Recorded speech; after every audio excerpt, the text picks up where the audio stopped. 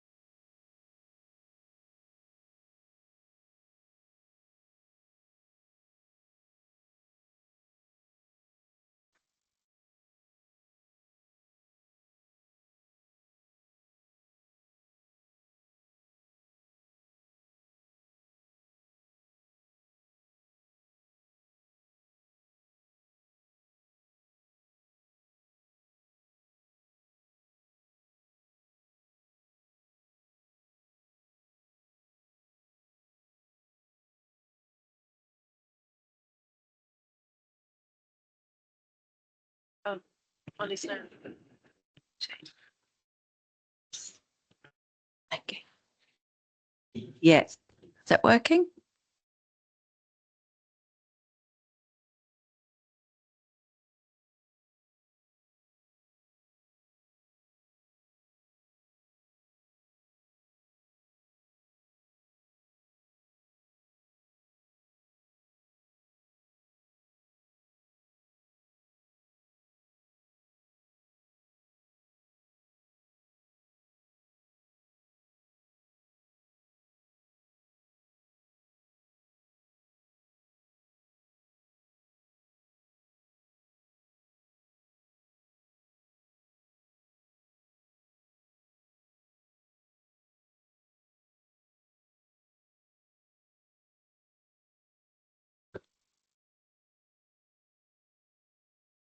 Okay, I'm not touching it. So as that. It's going to be one of those evenings, isn't it? The mic's. Okay, thank you for the question. So as of today, no, we haven't received any notification from KPMG. So should that arrive, or I should say, if or should that arrive, that will be a letter that will come into either myself or the chief executive or perhaps the leader of the council. We will then need to respond to that. Depending on the content of the letter, we will then need to provide a public response, which we believe will be initially to Cabinet. However, we're just checking the Constitution as to whether that needs to go to full council. In terms of it coming here to Audit Committee, we can certainly pick that up in terms of the process following the first point of call. It will either need to be, our response will be reported to either Cabinet or Council. I do think in terms of this committee, you will get some oversight anyway, because this is the committee that KPMG report into. So it is likely that regular updates, should we get a statutory recommendation, the monitoring of the response will come into this audit committee, but that needs to be clarified if we get the statutory recommendation and depending on the wording that is received. Thanks. Subsequent, Councillor. Yep.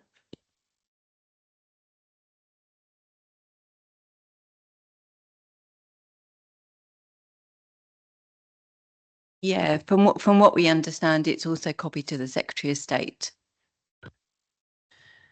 Okay, then we need to get those mics working. There's no power on those mics. Is that working? It's the last one. Okay, so we can move on. So do you agree with the minutes? Yep. Yeah, agreed. Okay. So I'll now move on to the next item. So we've got the action tracker. Do you have any comments on the action tracker? I met with Minesh and we went through the completed ones and we kept the ones in progress. So if any members have comments, please raise now on the action tracker.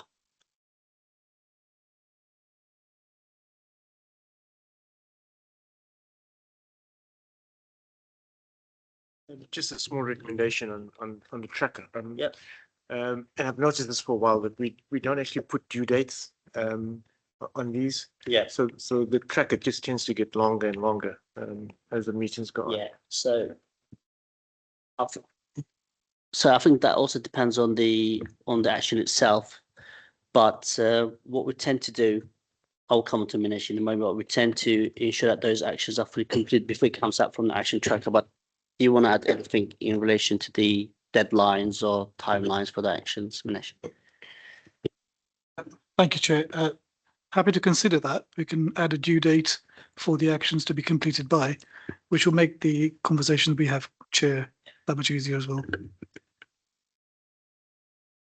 Yes, Councillor Daikides. That is part of the reason of having the action tracker. If it's piling up, means that we're not really actually delivering. Yeah. Yeah, but can I just say 18th of January 2024. Now we're talking about a long time. It's still in progress. The report on the meanwhile use. I mean, we should be kicking up a fuss. Or not. The very first one, for example, on the list. 18th of January 24. A report on meanwhile use and collocation. It says in progress. And that is since 24. I mean, more than 2 years. Yeah, I think.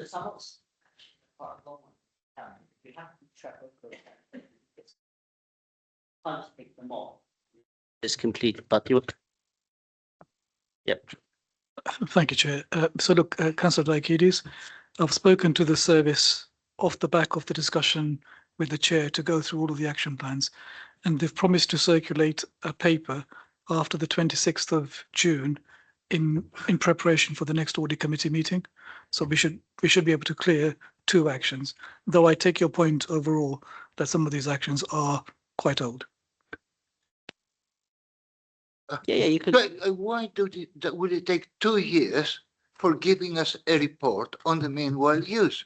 I think that is the point, and I think we should really accept it. We should really actually, I don't know, something has happened. It must happen. You can't say 2 years later, still in progress for something which is not a very complex issue as such.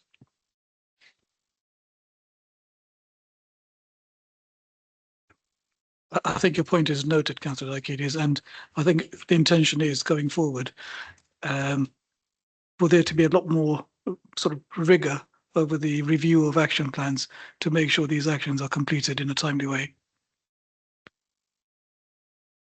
Okay. Yes, Councillor Mason. Thank you. I was actually going to raise the same thing. I've got another point anyway, but thank you for that reassurance. I wanted to raise about the commercial property audit update. As we know, we had a large deficit in terms of collection of rent, and that was of real concern to the committee. And so I'm not sure from the status here where it says in progress how close we are to closing that gap, but it's clearly an important issue when the council is in such dire straits. So I don't know if you've got any more information on that or whether a report should come to the next committee. Yep, go on, Tara.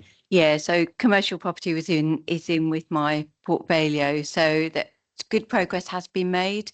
Councillor Mason, in terms of working through the outstanding rent reviews and lease reviews that we quite often talk about at this committee, it isn't quite complete, and I think quite a crucial deadline for both commercial property and operational property is the June date, which is why I did say that I was bringing a full complete paper which covers all aspects of commercial property actually to this committee, and we were planning to come today. However, there are, as you can see in both of those actions, both the one raised previously, there's some very active work that is due to come to a key milestone in June, and I think therefore it's probably more appropriate to bring the complete picture to the next committee. But as Minesh has highlighted, we will circulate a report. We won't wait. I don't know the dates. We don't know the dates of the next committees yet, so we will circulate the report anyway once it's complete. It's very difficult for me.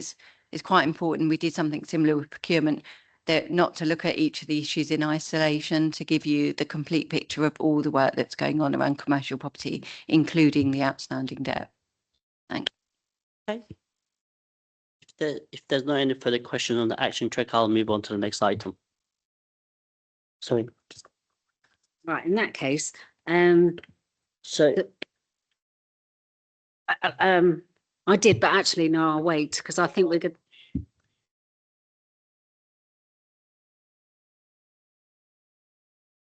Okay, I thought we were moving on, but that's okay. Just a very quick announcement on the microphones. I understand that the wiring is very sensitive, and not that anyone's done this, but if anyone is tempted to maybe push or pull the microphone, maybe refrain from that, as I understand the wiring isn't so great. But yeah, so not to pull the mic towards yourself because the wires are not very kind of correctly fitted in or fixable. So just try to keep the mics where they are. Is that what you meant? correct. Yeah. Okay, and maybe just come a bit closer to the mic. Okay, so Councillor James, you got a question on the action tracker? Well, I did, but actually I think I'll wait for it to come up in an item. In the item. Okay, thank you so much. Cheers. We'll now move on to item number 7.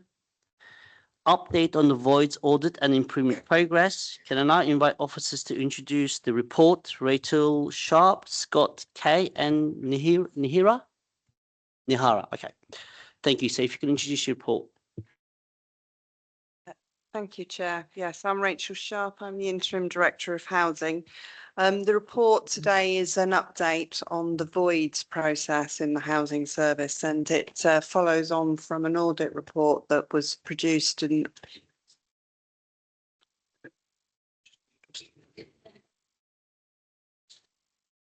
an audit that was completed in August 2024. So the audit on the voids process and lettings process produced 6 findings, recommendations. 2 were fundamental and 4 were significant. And what the report does is update the committee on where we are with meeting those actions as set out in the audit report.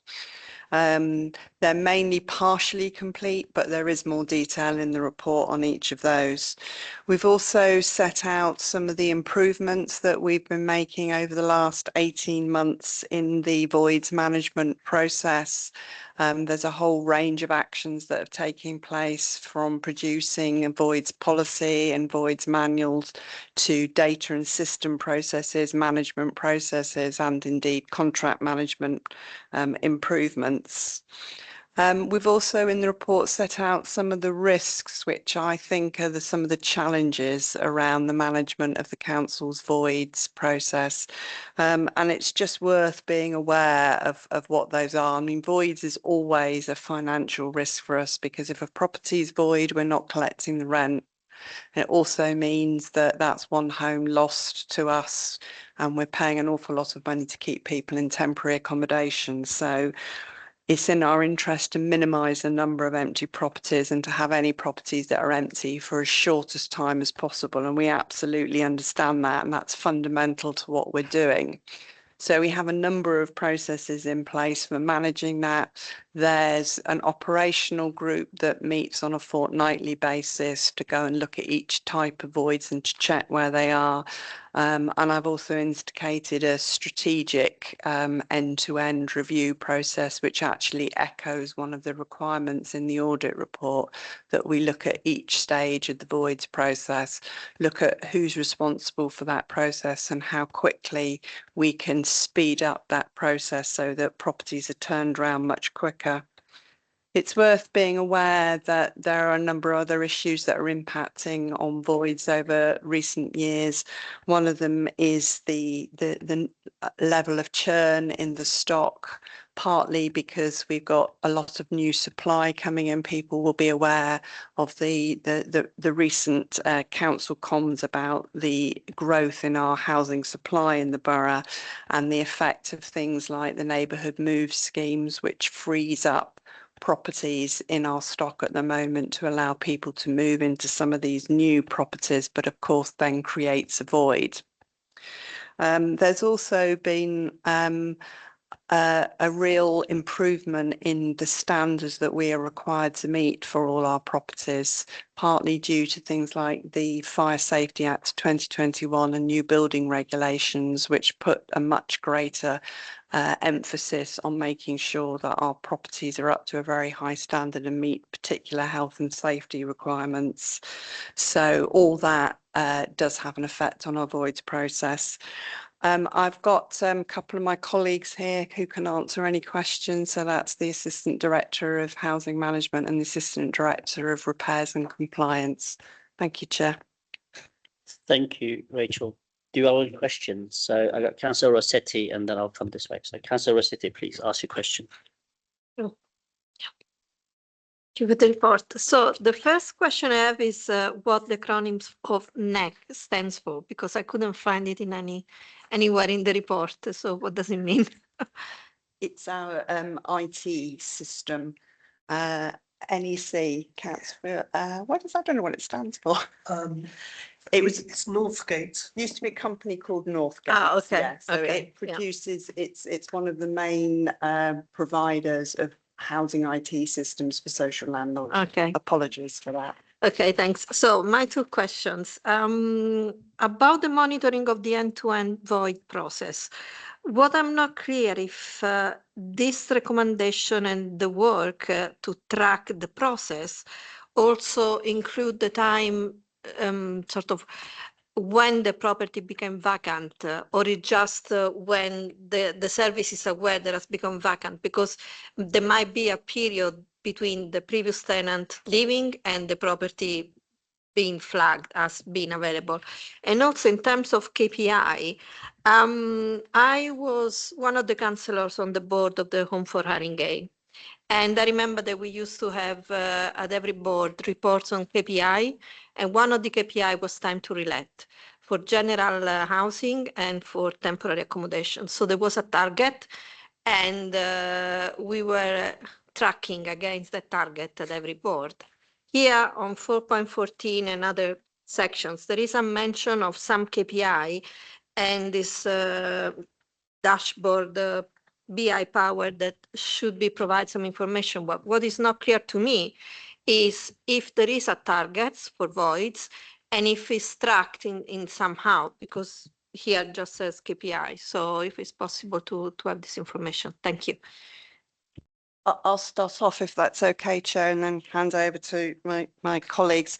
So you're absolutely right that it's very important that we track the whole, what we call the key to key process. So the point at which somebody wants to terminate their tenancy or leaves their property or decides they're going to leave their property to the point where somebody else gets the new keys and moves in.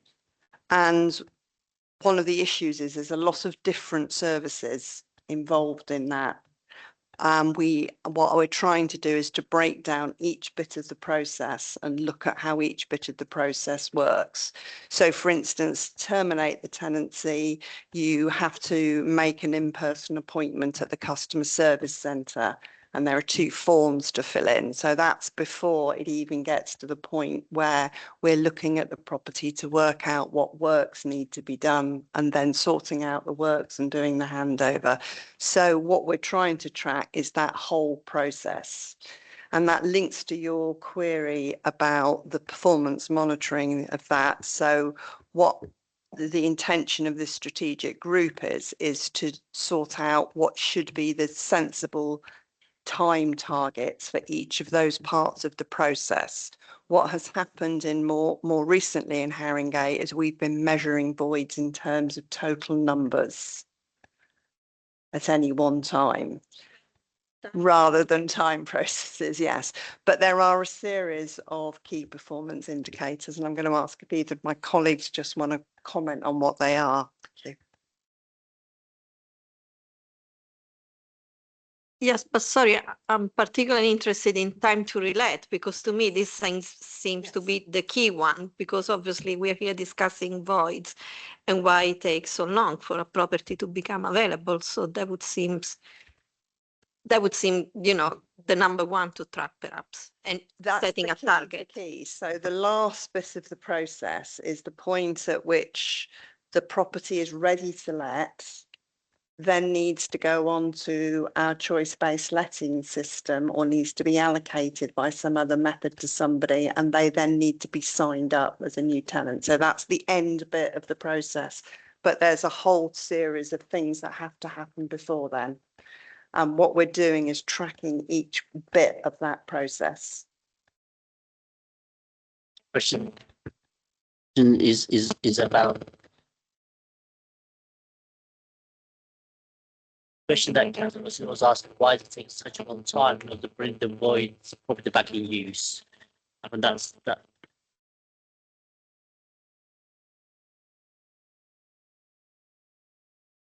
But yes, and the question is, if you don't measure, you cannot track it and you cannot intervene. So that's why I was asking if yes. The time, the time process that is taking place in terms of bringing the voids back takes quite a long time. That's the actual question.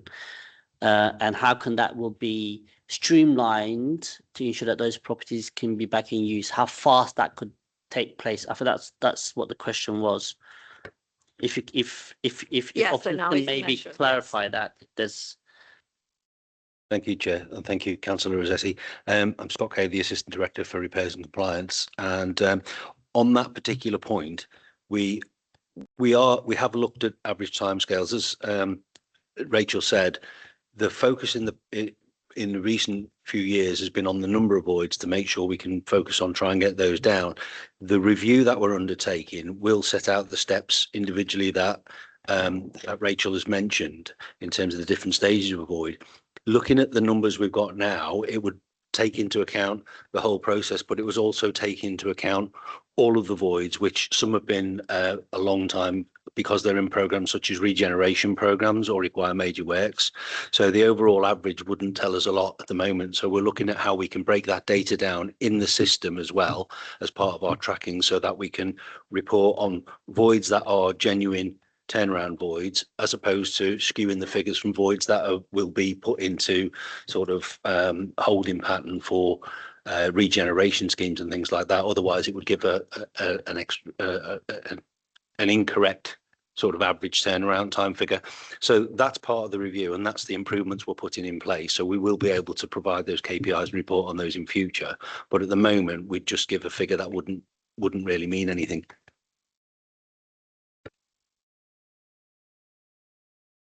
So, Councillor Mason. Thank you. Thank you for the report. Sadly, 4 years ago when I came on the council, this was one of the hugest issues that had come my way as a local councillor. Complaint after complaint after complaint about people who were in properties which were not fit for use, which were damp, which were mouldy. This is temporary accommodation.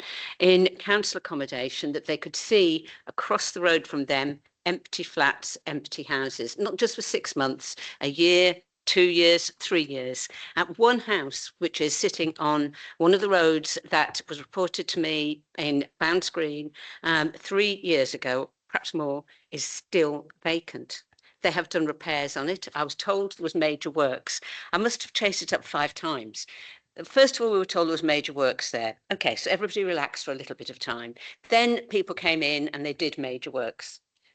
And nothing has happened now. Since then, probably over a year. So that is one of the properties that's stuck. What is it? It's a 3-bed house in a private road. It's the crown jewel of our properties. There are families that I know and all my colleagues know who are sitting in 1-bed flats with children with multiple disabilities, who are being moved from one place to another place because they don't have any security of tenure. And it's just criminal. I can't tell you how much it impacts on people in my area and how much it impacts on me, and I'm sure all my colleagues. I understand it's difficult.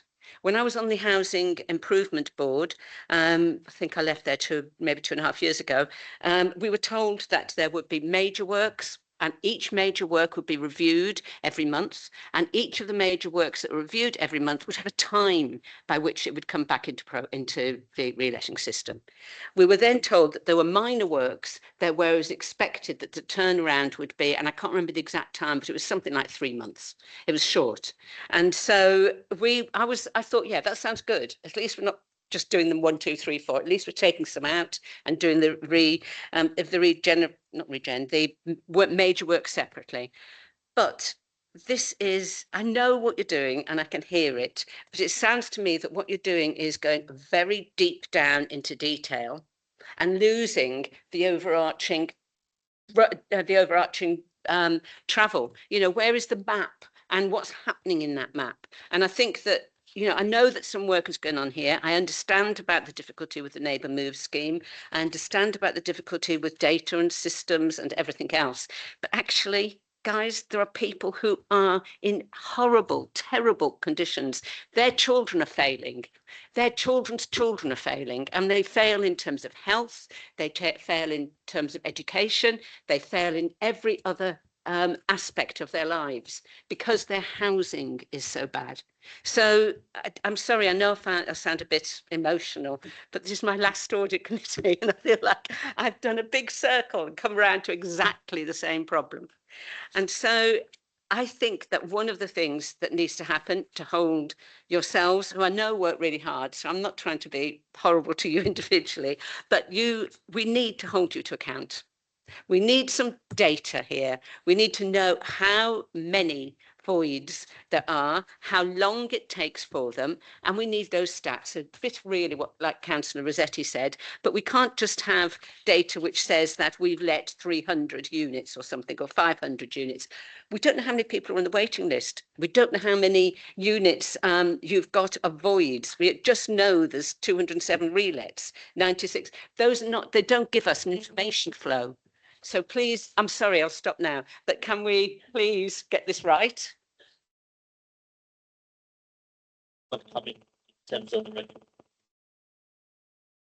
Councillor Mason, I think.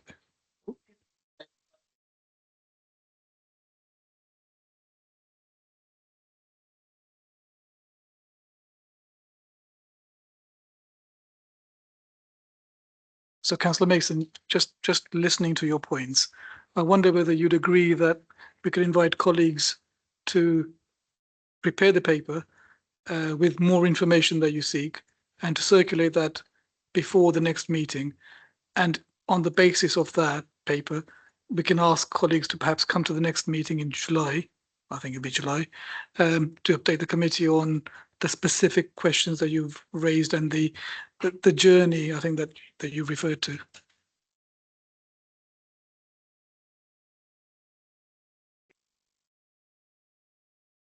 Yeah, thank you, Chair. I just wanted to comment on it because I absolutely understand and share your frustration about this. I mean, I've worked in local government housing, mainly in London, for 35 years.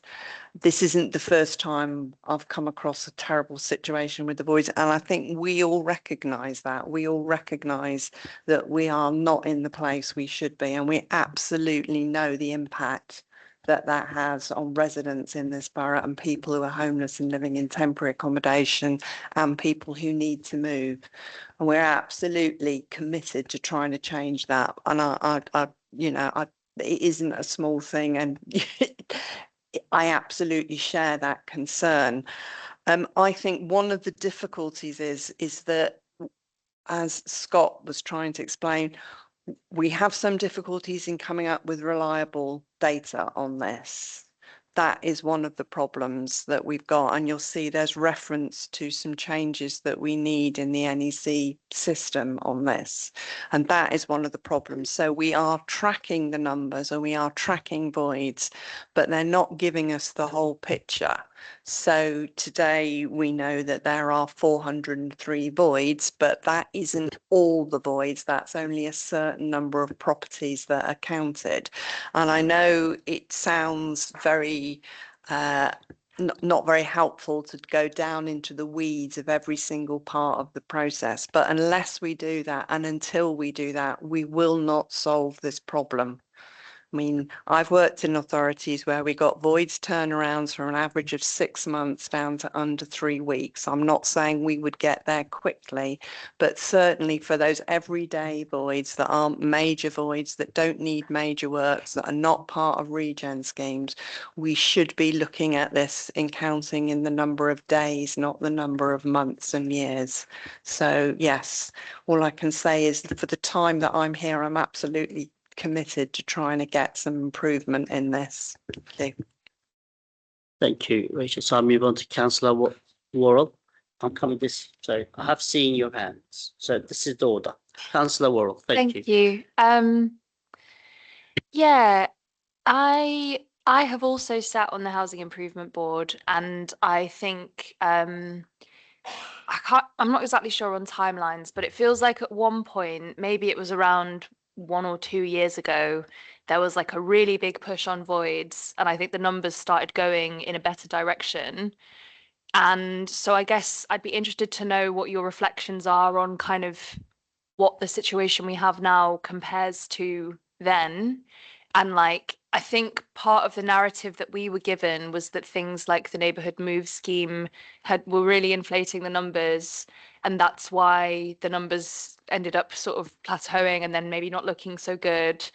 And I'm just wondering if you could maybe like expand on that a little bit, like to what extent is that the whole story, I suppose. And then just in relation to when new housing stock comes available, which is obviously great, are we sort of able to prepare for that? I get the resource pressures, but like, within the HRA, is there any kind of resource that we can flex to sort of, in advance of presumably a load of new voids appearing, kind of get some extra resource in and sort of get ahead of that? Thanks. I'll just start from the end of your question, if you don't mind, and then I might hand over to colleagues, because I've only been in the council a matter of a few months, so it's difficult to comment on what happened before. In terms of the new stock, yes, we absolutely, there's a particular separate teams working on that, and I would expect all those properties, as soon as we know about them, to be pre-allocated. We shouldn't be waiting until they're empty and then trying to find people to move in. That's absolutely how I would expect us to work. In terms of what has happened before. I don't know whether either of my colleagues want to comment on that. In the last sort of 16 months that I've been with the organisation, yes, I arrived, and I think Scott only was in post very shortly around that time as well. What we probably both experienced, and also seeing that at Housing Improvement Board, that there had been a shift, perhaps a plateauing. But I think the report also highlights that there has been an impact for two reasons. One, because the new build properties were coming on stream, and that's a really positive position for this council to clearly be in. And I know that there are only just words within the report, which is just a reflection on what happened in 24-25 and 25-26 to date, or up to the end of January. So in 24-25, just to highlight, my side of the process would look at the sign up, the letting, making sure people are onboarded into new properties or relet properties. And item 4.3 in the report and item 4.4 reflects on the numbers of lettings and sign-ups completed within those 2 financial years. In 24-25, 451 new build properties were signed up. That is a lot for quite a lot of local authorities, and clearly it's a great position to come into an authority where there are several hundred new builds coming on stream every year, and it is every year. And in the following year, up to the end of January, there were another 151 new build properties signed up. The implication is that around about 40 to 50% of all new build properties has an impact on the stock from where people who have an offer in a policy decision that was made probably 10 years ago, before development plans were being put forward for very good reason, to allow those tenants who are living in those conditions, as was mentioned before, can they move into a place which is better, bigger, the conditions are good, and they are at the top of the lists for move, but within a certain area.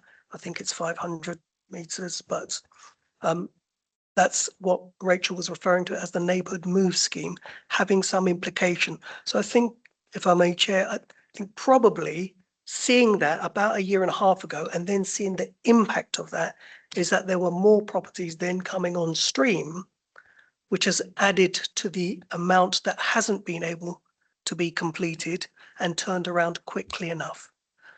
Alongside that is then matching the resource element to be able to match and keep pace with not only the 500 properties that you would expect from one year to the next from your normal stock, but in addition to that, 40% of that 451, that's an approximation, it's not an exact science, or 40% from the 151 from this financial year as well. So the theory would be that in addition to the 500 on every year, there would be around about 40% added on from each time that new build development, which could mean 650 to 700 properties will then become. And if you haven't planned for that from previous years before, resourcing up to the scale, whether that's with a DLO or whether that's with contractors, you will then fall behind the plan and the voids will start to grow again, which I think is what has largely speaking happened. And it isn't from the sort of contractor and DLO side. You have to have the plans in place to manage and accommodate that. We can't just issue contracts to people. We have to have the ability to mobilize suppliers to be able to address that as well. Apologies for the long conversation. That was really, really informative. Thank you. Yeah, you want a subsequent question? Thank you. It's not really a question. It's just that completely appreciate what you've said.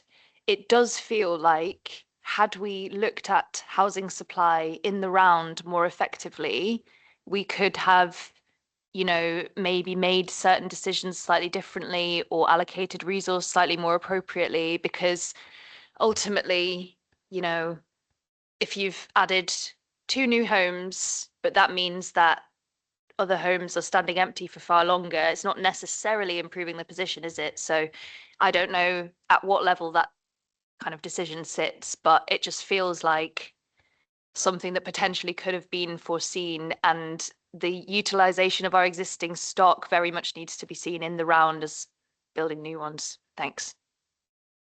You want to comment, Scott? Yeah, I mean, I can sort of respond to that. It absolutely fair to say that we reacted to a situation sort of enhanced by the Neighbourhoods Move scheme, and we've been sort of firefighting, for want of a better expression, since then. We have got numbers down over the years, and we've put various supply chain partners in place, but they've been on more shorter term contracts, and we have to keep renewing those. We are about to, if I'm not sort of jumping ahead, but we're bringing to cabinet in the future a request to go out to procurement for a long-term partnering contractor for voids who can help us supplement that. We have dedicated internal teams, but there's been churn in those teams as well. So what our intention is to do is to have a core team or a core couple of teams doing voids through our in-house teams to keep the kind of core numbers down. And then when we hit peaks and troughs and we can plan ahead and foresee and follow the development pipeline, we'll be able to resource up in time for that by having a flexible supply chain partner on a long-term contract. That's something we've been lacking in the past, but that's what our plan is to make sure we can cope with further demand in the future. Thank you, Scott. Councillor Jameson, you had a question? No? Okay, Councillor Brennan. Pretty well covered. I was going to say pretty well everything that other people were saying. So I was going to start with saying, with all this extra building, have we increased staff to cover it? Which you just covered that. I'm worried that we're not seeing, but I think you've sort of covered this, we're not fully seeing the benefit of having our new flats, because we're busy telling everybody we've got 1,300 new flats completed, but I would like to see 1,300 people coming off the waiting list. And I'm interested to know how many people actually are coming off the waiting list, because I know those lovely new flats are completed, but then people have to stay on the waiting list because the voids are still sitting there. And that for me is a real issue. So. Do you want to comment?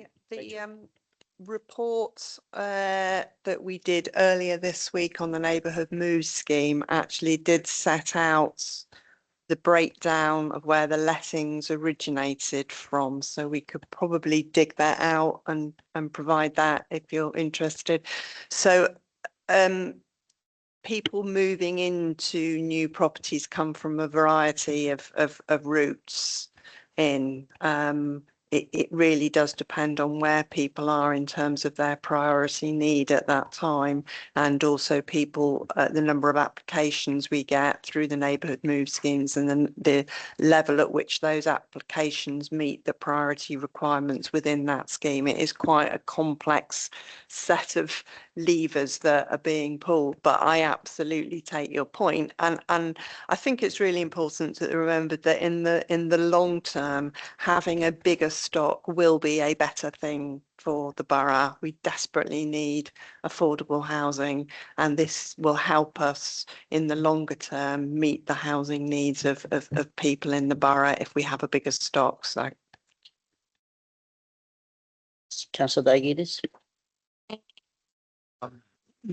Let me, I think it's important that I preface what I say, because I don't want to give the impression that I'm attacking the department at this moment in time. Indeed, I repeat what I said earlier this week in another meeting, the Housing Scrutiny Panel, which we covered as part of that overlapping sort of thing. Now, definitely, we've seen progress. I've seen progress, and I've been for years here. I've seen some real progress around. I'm really pleased with the direction of travel. I think we got better data. There seems to be better plans, actually more detailed, more appropriate, and better reports as well to councillors and so on. But still, I feel this we're slow, could speed up even more. And secondly, we're definitely behind below what we should be and what we could be. I think so. So I'll just say that. But you know, well done. You pointed out as well very wisely that you are you inherited the situation. You're new people to a certain extent, all of you. So excellent, thank you very much. I've got a couple of concerns looking at the thing here, and I'll mention it. Yeah, I've got a couple of concerns which I'm gonna mention. First of all, we'll look at 341, and the same issue appears further on. This over reliance on the IT. To me, this is, I've heard it so many times in my life, not only in the council, but anywhere else, etc. The excuse in the back if things, go wrong, etc. Let me just say that getting the things that are mentioned here from the audit and the response shouldn't be relied upon just on the IT, dependent on the IT.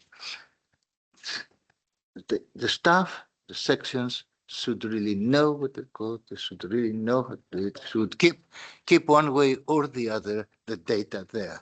And if you think that is not possible, I can assure you, 15, 20 years ago, all local authorities, or most local authorities, could have it without having this IT as well either. Yeah, everybody knew what needs to be done. We will record it straight away. We'll keep it there, available. Committees had the data and so on. We knew especially who is responsible for it, the one person that would be for each one of those. So please remember that as well. Secondly, and I think that is the other issue, a lot of mentions about the allocations issue, in particular the introduction of the moves, that moves. I think, yes, that's a complication, but it's not a reason for delaying for anything. I think there are, obviously, it's not only the technical thing on taking a property, improving it to the point that it can be let. Is also other things, allocations, and a few other things. All right.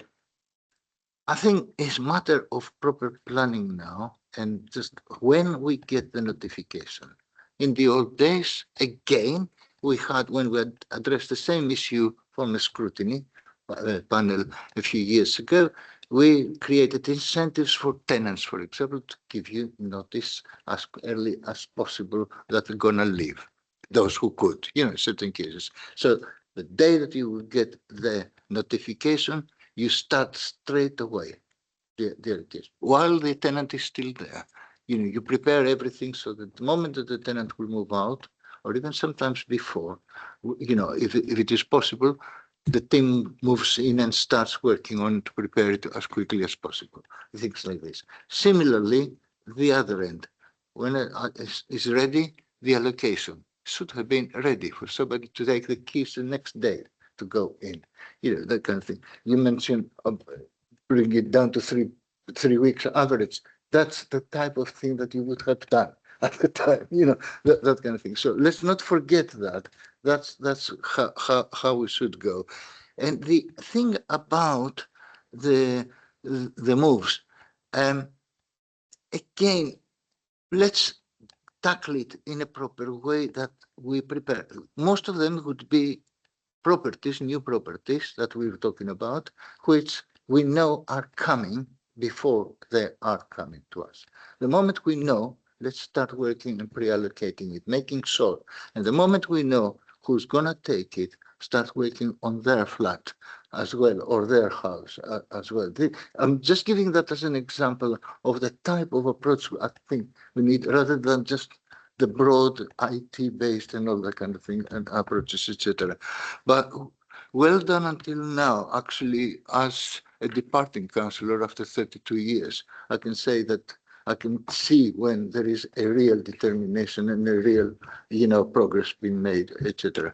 But we've got some way to go yet. Thank you. Councillor Dagin, is any officer going to respond to those points that Councillor Dagin has raised?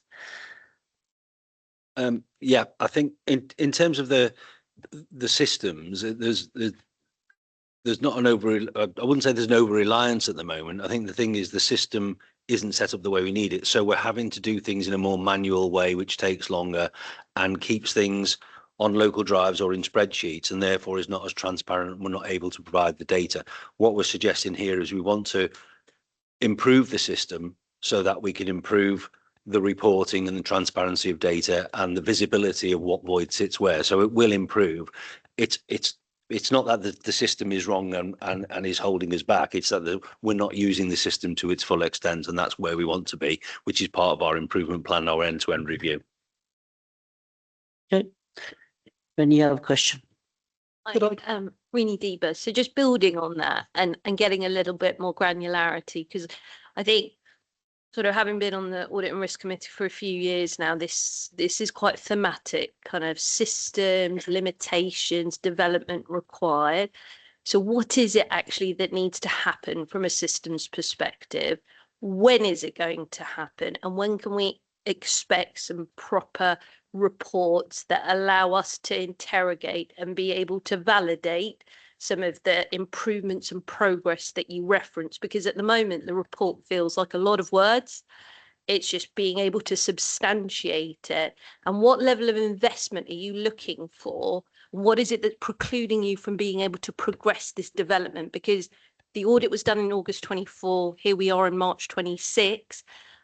Local councils don't have a great track record in anything systems related. So what assurance can you provide us to that end? Thank you. I'll start and then hand over to my colleagues who've got a much more close operational understanding of this than me. So we're not completely in charge of this. We are dependent on our IT colleagues, and this is one of a large number of projects for improving systems in housing. And what we're trying to do now is prioritise those system project improvements with our colleagues to make sure that we've got the right resources going in to make it happen. That's really important. And it's really important for the reasons that Scott laid out, that we cannot be working on bits of paper, which is essentially what we're talking about with spreadsheets, with such a complex process of this, where you've got practically every part of the housing service and indeed customer services involved at various parts of the process. So properties are moving through this process, and that needs to happen smoothly. And we need to know at any one time exactly the data that you've asked for. So how many voids are sitting waiting to be allocated a contractor? Are they minor voids? Are they major voids? Are they temporary accommodation voids? How many have we got that are ready to let? And we just cannot produce that kind of information at the moment. So we are trying to push that as quickly as we can. And I don't know whether colleagues want to comment on more detail on that. Thank you very much, Rachel. I think it would be fair to say that most organisations will use a system. NEC is one of those systems that many landlords do use, and I think all of us have probably come from authorities or from housing associations where we have used the same product. However, we know that it is being reprocured. Upgrades are being implemented into that system to make sure it's as up to date as it could be in terms of version control. And it is a large system with multiple different elements to it. And just like the Housing Directorate, I would say it's been put together and only put together recently, so that Rachel is now responsible also for the allocations, the temporary accommodation, and the function that wasn't their part of the Housing Directorate only until I think the start of this financial year. So I've arrived, and that's a new development. And then other streams of properties then get passed to Scott in terms of repair and maintaining properties, which previously weren't being considered or requested, including those regeneration sites where major plans are taking place. Sometimes due to funding, it becomes an issue during the year. However, coming back to the system, we need that system to be able to work under all of those criteria, designed appropriately, but it was designed in such a way that the existing setup 2 years ago was felt to be the appropriate system, but it's being reprocured for the summer. And that will give the opportunity for any of the design requirements that we're currently going through in terms of the void strategic review that Rachel has just, in the last two months, if I can say, just said, we need to do this and we need to do this better and we need to do it differently. But we will be able to have that and then give that across so that the controls, the audits, the functions, the different types of property, different types of tenure, different types of reasoning as to why a property becomes void can then be managed through better using a mix of the market, supplier, DLO, operatives, trades, and specialist contractors to do certain works as well.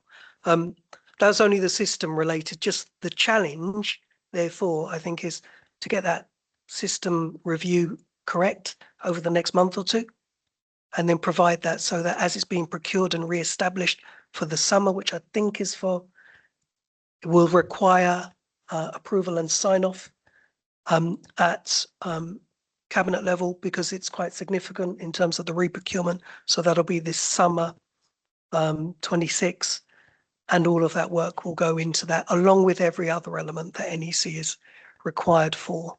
I did want to pick up a point that Councillor Diakidis. Yeah. There were some references to how we will incentivize and use residents and what we could do to make that policy work has taken place and the policy is ready, but it won't be presented until the summer because there wasn't really an opportunity to rethink it. But that's also gone through the residents' voice board as well, and it's gone through a repairs continuous improvement group. So that policy work takes into consideration the kind of issues that are presenting now, which may help some residents as well. I just thought it was worth touching on the point. It is in the report, but it's ready for later in the year.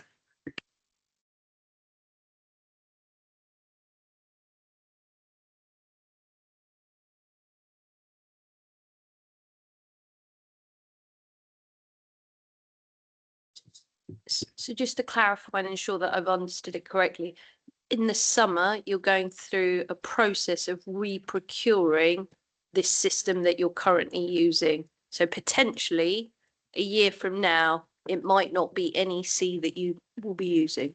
Is that or is it a re-procurement with NEC? Like With just NEC. With NEC. With NEC. Okay. And the project has already been commissioned. Okay. And there is project management in place, and that digital support is already there, and that is established, and we've all been included within that And since this January. that's really helpful. And I guess when I hear re-procurement and kind of system, kind of specifications, from my time here, we've obviously had some significant learnings with the whole procurement system, but the specification wasn't quite on point. So what learnings are you taking from that and ensuring that it is fit for purpose what you are going with to NEC with? So our digital colleagues who would have worked on that system as well, they are very much sort of project managing this. So they're bringing that learning to us. We are the kind of end users, the subject matter experts who are saying what we need the system to do, what the outputs will be. We've been very much guided and supported by the digital colleagues who are helping us to procure that. And as you said, bringing that learning to make sure that we don't make any or repeat any previous mistakes. That's really helpful. Thank you. Just one final point.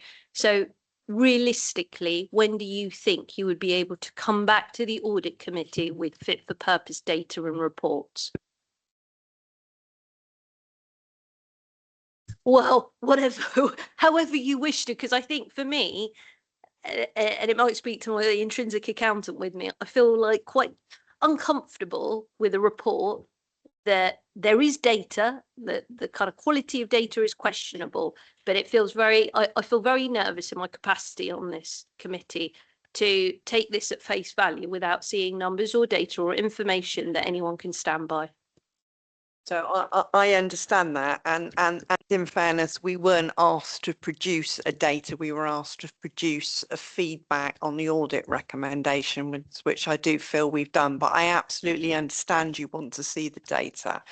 So there are two separate things. There's the re-procurement work, but there's also the improvement works that we are doing on the system as it stands. But at the moment, as I think I mentioned earlier, I don't know when we're going to have that done. I mean, obviously, Audit Committee is quite welcome to ask us to come back at any time you wish, and we will provide whatever data we possibly can, as you've asked us to do. But I'm so sorry, I can't be give you more clarity than that. No, that's okay. Thank you. Karen, do you want to come in relation to that project? Yeah, I feel since digital is within my portfolio, I should come in and kind of just give a brief update, partly on the, and we've sat around this table, haven't we, several times talking about lessons learned, particularly on kind of digital and systems procurement. What I would say is, some of what the lessons learned are there. We're in a very different space now with our digital projects and the re-procurements that we have. There is an awful lot of legacy infrastructure that's in place. So there's an awful lot of procurements actually that will be planned over the next kind of couple of years. And there is a particular focus on housing and adult social care, are particularly our areas of focus at the moment, but in particular housing. There is a very, very different process in place now in terms of digital governance and how projects get established, working in partnership with the service to identify those very specific requirements. Resource allocation is very clearly identified for every project budget.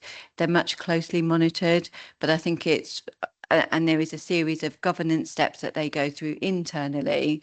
So I think we've mentioned the report that will go to Cabinet, but there is a series of digital governance to ensure that we are specifying the requirements from both a digital and service perspective. But we are going to the market with the right requirements. And I think certainly that is probably, and I can say that with evidence, that is where we perhaps haven't been as strong as what we would have wanted to be in the past. How you procure digital projects is very different to how you procure adult social care services. And I think that is certainly recognised under the new framework that we've got in place, which has been in place for about 18 months now. Thanks. Thanks, Chair. And at the risk of flogging a dead horse around the system and the data, I guess I'm just a little bit unclear of what the problem statement is. I'm just picking up on something that Rachel said earlier around not having a full picture of the voids. So for me, that is a symptom of the system not producing what you needed to produce, or your data is just wrong. It has all the data, but the data is wrong. So from my perspective, I'm unclear of whether we have a data issue, that is, data may not be in the system, or data that is in the system is just wrong, or the data is correct, but the system can't give us the reports that we want. Yeah, it's a really good question. I think it's the latter. I think we know, but these things are not recorded correctly altogether. So just to give you an idea of the complexity around voids, there are minor day-to-day voids, there are major voids, there are sheltered voids, there are temporary accommodation voids, there are PSL voids, there are voids for homes for Haringey, and there are voids for HCBS. So there is an enormous range of different void properties, and some of those are not even managed directly by the housing service. So that is partly why this is so difficult to try and get a smooth picture. I do understand, what one of the colleagues said about how simple it was previously, and I do remember that when you just had tenants leaving property invoice. We are not working in that environment at the moment. We think that we have probably the information we need. It's that the system hasn't caught up with how we need that information to be recorded. I don't know whether either colleague wants to add to that. Yeah, so it's almost like within the end-to-end void process, the key-to-key process, there are various stages along the way, and we need to capture each one of those stages in the system to be able to then report on each stage and track it. As it's set up at the moment, there's too few stages, so a lot of information goes into pots rather than being able to track it. So we can't get the report out because the system's not set up. So the work and the way digital work now, and the way they work with us is they work with us to map out the process to deliver it in the best way, and then we systemize that process. Because what we don't want to do is the other way around and systemize bad practice. So we want to map out a new process, the most efficient process, get the system to track that, and then the data will feed in and we can get the data out that we need. I think just a point. I mean, and I've got to reiterate the point, because if at the risk of sounding like a consultant, if we do not articulate this problem statement, we're not going to get the specs right. And that's just the reality. And that's a really valid point. Okay, so we spent almost over an hour on this item. If it's going to be a really quick one, without commentary, just a quick, snappy question, to the officers. I got Councillor Mason, and I'm going to come to Councillor Davies, but it has to be a question, Councillor, not an entire commentary, please. Thank you.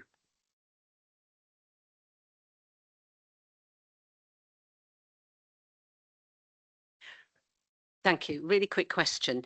You have identified the data and that system as the major problem in getting this right. I just want to make sure there aren't any other glitches in that system from the supply of accommodation and letting it. Is it that the voids are the problem and the problem is the data system, or is there anything else? I'm thinking that we are losing money through voids. If there is not enough staff, surely there's an argument for putting more people in there, but maybe you don't need more people. Maybe you just need a better system. So I'll ask colleagues to come in, but from my perspective, it isn't just about the data. It absolutely isn't. That is why I know it's very boring to keep saying this. That's why we need to look at every stage of the process. So it's all the manual processes as well as the data processes as well. I mentioned the end of tenancy process, for instance. Is that the right and most efficient way of ending a tenancy? That's not to do with the data. That's just the processes we've got. How can we speed that up with people terminating their tenancies and giving us keys? Are there other things that we can do around the lettings? So it's a need to look at each bit of the process and to find out what best practice is and how we can make that as speedy as possible and as efficient as possible. Question was, do you have enough staff to do that, or are you short of staff? Because we are now losing money, and maybe if we put a bit more money into making it work, that would be good, but maybe it's not necessary. I mean, I can only talk about the works part of the process, which is sort of the middle bit, if you like, and we're satisfied at the moment that we've reorganized that team, so we've got the right management structure in place, and we've got a couple of core teams of operatives who could deal with the core workload. It's when we have the spikes and the peaks in trough and the peaks in demand, that's when we need the additional supply chain, but that won't require more management or internal staff. So we're happy that we've got the structure right and the resources right in that regard to cope with the current and what we will perceive to be the future demand. Councillor Davies. I think it's following a bit from Reyes' question as well. Look, the system, the IT system may be helping management, by helping information, etc. It doesn't help at all in terms of actually doing the work that needs to be done down there. All right, that is a different thing. So I think that has to be done in any case to have the proper procedures, as you say here. You have to that is who does what, and making sure that the information the progress information is recorded, even on a piece of paper in a file, but it is there. And when you got the proper IT system there, then you feed it ready. But you don't it doesn't change the overall sort of like methodology, etc. And I think that's really the thing we've got to avoid, because we as a committee, if you remember, Chair, and you remember, for example, around procurement, going around in circles about constantly waiting for the system that will sort it out, or that kind of thing, etc. Yeah, it's a trap. You can get into it, and there is. Which, if I look, it's symbolic. 4.9 paragraph is interesting because it uses the terminology. The expectations of housing services from when first notification a property has become void. And I think I should change it to say a first notification or first point where you will become aware that it will become void. Not when waiting until it's became void. So, just as indicative. That has to be done outside that system. It's not really the bit, it needs proper management down in the detail. So I really would repeat again the issue. Let's avoid the trap of falling behind an IT system, having this IT system dictating how we're doing things rather than, the other way around, helping us with it, but mainly make sure that we know exactly what needs to be done, who's doing it, and we've got the information there, recorded one way or the other. How it gets analyzed, which is the system that helps us, that would be an extra bonus. Thank you. So I think the point that you're raising, Councillor Daggy, is about having like proper project management for this particular project. That's what you're referring to ensure that we won't repeat the same mistake that has happened on other systems. So, and I think we had assurance from Tyrone that there is a new approach in relation to procurement, the systems as a holistic approach. And I guess there's going to be like a project manager who will be managing this particular project to meet the short-term, long-term milestones, and actually it reflects the need of the organization. So that has to be that has to be really important. So, Councillor Rossetti, I think you had a quick question. I also have a comment because what I hear is sadly, to me, seems like a regression because it looks like we are setting up everything from scratch, mapping processes, data, KPI. And again, I wasn't part of the improvement board. I wasn't part of any housing scrutiny, but I was in Home for Haringey. And it looks like everything that was at the point has been forgotten or lost. And that you are doing a lot of work to come from scratch, reinventing the wheel, while perhaps the most logical things to do would have been to start from there. The question I had was about tenant satisfaction not being monitored. And in this section of the document 3.5.2, it says that is collected as part of the sign-up process. And as part of the sign-up process, the tenants are asked about condition of the properties, letting viewings, sign-up processes, level of information provided, and professionalism of the staff. So I was wondering, is this asked after the tenant are signed or before? Because obviously if this is done before, there might be some reluctance to give the real picture because the person that has to sign the contract might be concerned if it raises problem that the offer could be withdrawn. Thanks. Thank you, if I may, Chair. It was introduced about 6 months ago, 5-6 months ago, and it is after. And it is after. And one of the challenges has been to make sure that we get that, because once people get the keys, they're sort of happy with the process, and so they don't always provide us feedback.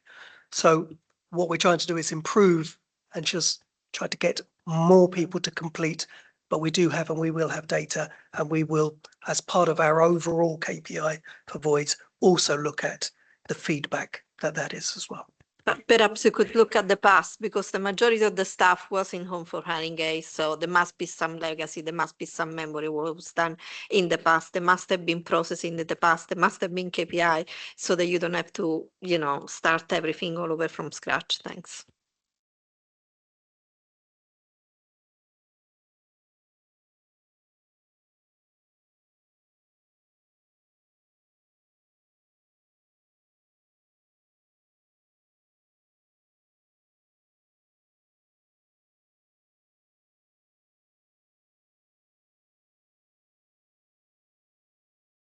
The Treasury Management Quarter 3 Report 2025-2026. Can I now invite officers to introduce the report? Tyrone Eves. Yep. Thank you, Chair. And I present tonight the Quarter 3 Treasury Management Report. I appreciate as a committee you have only just seen the Quarter 2 at your last meeting in January, and this has come around quite quickly. The Quarter 2 report was slightly later than planned due to committee meetings at the back end of last year, so they wouldn't usually come so close together. So there shouldn't be anything new that we are reporting in this report. I would just take the opportunity, I'll just take you through over the next couple of minutes to highlight some of the key updates from each section, and I'm really referring to the appendix to the main report, which is the main update, and then we'll open for questions, and my colleague Sam Masters is online to support with those too. So starting on page 31 of your pack tonight. So section 2 of the report sets out the latest update from our external Treasury advisors on the economic position and outlook for the year. This is the position at the end of the Quarter 3, so December, which at the time was showing signs of a positive trajectory in terms of economic conditions of inflation and interest rates. There is a lot of uncertainty, isn't there? But actually we were on a particular trajectory. In terms of what is happening now across the world, we are still unclear of any impact and what that will do to interest rates or inflation. In terms of the report that you see tonight, this is in relation to the current year. Therefore, we only have a few weeks left. I think it's 2.5 weeks. We're counting down to the 31st of March. So you could argue any changes in interest rates and in, I guess, inflation levels should be fairly minimal in terms of this report. But there is a risk and uncertainties going into next year for 26-27 in terms of inflation and interest rates. And we will be closely monitoring that and keeping in regular contact with our advisors. I suppose I would say the main impact from a Treasury management perspective, which is what we are looking at in this committee, is on our investment income and our borrowing costs in terms of kind of interest rates. But we absolutely acknowledge that it will have what it could have wider impacts on the cost of other council services, but that is beyond the scope of this report tonight. However, I think it is important just to highlight that as a risk. So section 3 onwards then provides the update more locally in terms of our investment performance and borrowing position. So I would draw your attention to table 4 on page 33 as a summary, and this shows new borrowing of to date 160.7 million in the year, and also an increase in our cash balances of 59.4 million. So this is compared to March of 2025. I should highlight that cash balances do move through the year depending on when we receive our income, our grant levels. So this is at a point in time. So depending on the cash balances in particular, we then consider at any point in time our cash flow position and then determine whether we use internal borrowing or externally. So section 4 gives a more detailed breakdown and summary of our borrowing activity. And in table 5, you can see new borrowing was through the Public Works Loans Board, as well as the repayment of some debt in terms of LOBOs and local authorities, which has taken place through the year from March. So that isn't a movement in the last quarter, that is compared to March position. So section 5 and table 7 then summarises our Treasury management activity, and hopefully that is fairly self-explanatory, but we can take any questions. And then finally, I suppose in table 9, it sets out our Treasury performance to date, and it shows our borrowing costs of almost £1 million lower than the budget to date. That is largely by the slippage on the capital programme, which you won't necessarily see in this report, but certainly was reported in the Quarter 3 reports to Cabinet earlier this week. And in terms of investment income, 1.3 million higher than the budget to date. So the final section of the report, section 8, sets out our performance against the prudential indicators, our compliance measures. The council has complied with all indicators with the exception of that associated with PFI and leases, and you can see that set out in table 10. So the council's PFI and finance leases has increased as a result solely as of almost solely as a result of the reporting changes that were brought in by IFRS 16, which is essentially a change in the accounting requirement. So unfortunately, unfortunately, the boundary and the limit for 25-26 was set before the impact on the adoption of this new standard was known. However, I can confirm that this has been updated and reflected in the 26-27 Treasury Management Strategy Statement that was agreed by Council on the 2nd of March. So those were the key points that I would like to bring to the committee's attention, but happy to open any questions to either myself or Sam. Thank you, Tyrone. We've got Sam online. Any questions? So I'll start out with Reddy. Great. Thanks, Taryn. Could you give some indication as to how much of that increased borrowing is linked to the capital projects and more specifically the Haringey Council redevelopment programme? I could just clarify, when you say redevelopment The programme, massive project, the capital project for Haringey Council. oh, the civic centre, the civic There you centre, go. okay.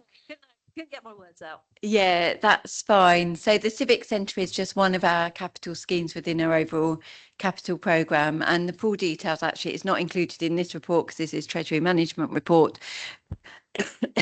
Sorry, but we do report within our Q3 report that goes to Cabinet and also went to OV and Scrutiny Committee last night. So certainly we can put the link into this report going forward, which shows spend to date, forecast spend, and therefore any slippage or perhaps under slippage or over slippage. It can go both ways with capital for each and every scheme that's in the capital programme. So you would be able to see that. I haven't got the figures for the civic centre. That is on track in terms of both budget and time.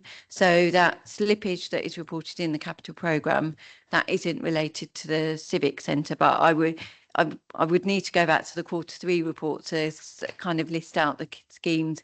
Within that report, I've listed, that went last night, I've listed the top 10 schemes where that has the most slippage or forecast slippage, because I think that's quite important. And, you know, there is some around our schools estate, there is some around our roads, and there is also some around some of our regeneration schemes, in particular High Road West and Wood Green. So they're not the only ones, but just from memory, those are the top areas. Can we get access to that report? That'd be really Yeah, we can circulate it around, and I wonder whether, because actually within this report, we'll take that away as a improvement for next time, even if we just include the link to that level of detail. So it isn't necessarily for this committee to scrutinise the individual schemes, but I think it's probably quite helpful to give the context behind the slippage. Yeah, we can include that link. Thank you. Just a couple of questions, very short. Did I understand right from paragraph 4, the Lobos, the thing? It was £100, 100 million. We got it down to 50 million. Now there are basically 50 million left, 40 million with one provider and 10 with another. And there is a possibility that soon we might buy off as well, at least the 40 million. I understood that thing. Just confirmation. So that would be very good news. Yeah. So Sam, you want to cut? Sorry, yes, yeah, if I could come in. Yeah, no, that's correct. So we actively, we periodically engage with our advisors, Ireland Close, who act on our behalf and approach the providers of those loans. So far, the response has been from the holders of those loans, that's the providers of the loans, sorry, that to buy our way out of those would be quite expensive and not in our interest to do so at the moment. But you know, this is a we periodically engage with our advisors to progress that matter. Okay, thank you. Second question, really on table 10, 8.2 paragraph. This PFI and finance leases being non-compliant. I mean, I note that everything else practically is compliant, except this one, but I didn't understand why it isn't compliant. And then I want to. You have another question, so A final bit one. Yeah? you do you have another question? Yeah, one. You want to ask that? Okay, well, I look from other reports recently that I looked at, the special financing arrangement with the government.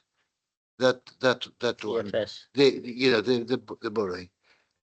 I didn't realize. I told you when we had a brief chat. I didn't realize that when we had agreed initially 10 million to cover the first thing, etc., and we tried to avoid it, that we've reached now that we have agreed for up to 145 million pounds, to cover basically the deficits for the 3 years. Now, I think that, if my understanding is right, it would be more than 10 million pounds a year when it's fully used for simply increasing the gap, in other words, by 10 million pounds. I just wanted to know. And I think, doesn't that have an impact on our treasury management, etc.? Is there something around that we need to know? Karen, do you want to take those? Yeah, thank you. And if I do the second question first, and then I'll cover the first one, then Sam might want to come in with a bit more detail on the first question. So in terms of exceptional financial support, so the 10 million that you're referring to relates to 24-25 financial year. We know that when we closed the accounts, we were 10 million short, and that was agreed by government. In terms of the current year, in terms of 25-26, when we set the budget and we got the in-principle agreement in March 2025, that was for 37 million. Figure, and that's the one when we have been looking at our forecast position in 25-26, we are forecasting an overspend, so an overspend on top of that 37 million. And the Q3 report that went to both Cabinet and Overview and Scrutiny Committee yesterday was reporting that at 19 million, which is a significant improvement since Q1. So all the actions that we are taking are starting to have an impact. However, that is, if nothing else changes by the year end, that is 19 million higher than the 37 million. Now, because we have only got 37 million in year agreed by government, we needed to submit a revised application. At that point in time, which was around about mid-December, we thought the overspend would have been slightly higher, so we submitted for 54 million. So that's in the current year. So we'd already had 37 agreed, but we needed to go back and apply because we anticipate we need more. So that's the 54 million. In terms of the 84 million that you refer to, so at Council on the 2nd of March, you will recall that in order to set a balanced budget for 26-27, we have forecast that we need 84 million. I would absolutely stress it is a forecast. It's based on what we think are our pressures going into 26-27. Our ambition and our aspiration has to be absolutely to, minimise the use of that 84 million. It's an in-principle agreement. Government will only give us what we actually need. So if you recall, in 24-25, I actually applied for 28 million of exceptional financial support. When I got to the year end and closed my accounts, I only needed 10. So, an in-principle agreement is very different to the final outcome that you need. And that only comes when you close your accounts at the end of the year. In terms of the PFI and the leases, and I'll give a high level summary and then I'll see if Sam wants to come in and add anything more technical. So when we set the Treasury Management Strategy Statement for 25-26, so when that was agreed back in March of 25, it didn't account for the change in the accounting standard of how we account for PFI and leases. So we have addressed that for 26-27. It's just that we didn't make that change in time before our current in-year strategy was agreed. So that is why we have we've had to report as non-compliant, because the accounting standard has changed and therefore our calculation has changed. But we have rectified that for 25-26. It's a technical accounting issue rather than what rather than a significant increase in the cost of PFI and leases. But Sam, do you just want to add anything on that second? Yeah, no, I mean, question? that's absolutely correct. I mean, overall, we are compliant across all of the debt, but yeah, the impact of the change in the reporting in the accounting standard wasn't known at the time, so it was impossible to factor that in. So, I mean, that's really what it's come down to. Thank you. Okay, thank you, sir. About the special financial arrangements, am I right that that creates an impossible situation for the future? We've got gaps now, which are quite substantially. We will add to these gaps hugely. Doesn't that mean that effectively we are condemning our successors to sell everything and as quickly as they can?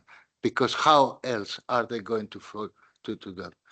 And so is that the implication that we are actually now not really using some assets, but is that we'll be forced to sell everything, basically, isn't it? That is the implication of it. Is there an alternative to it? I mean,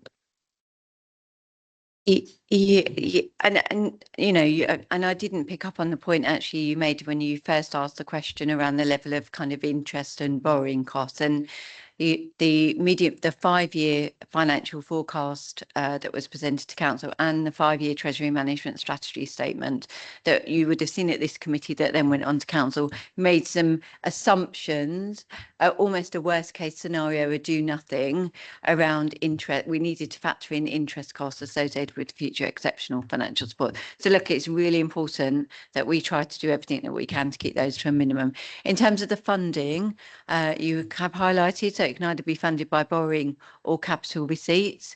Government is very clear in the letter that they send us when they give us our in principle agreement that they would expect us to look at where there could be surplus assets to fund through capital receipts rather than automatically it just being borrowing.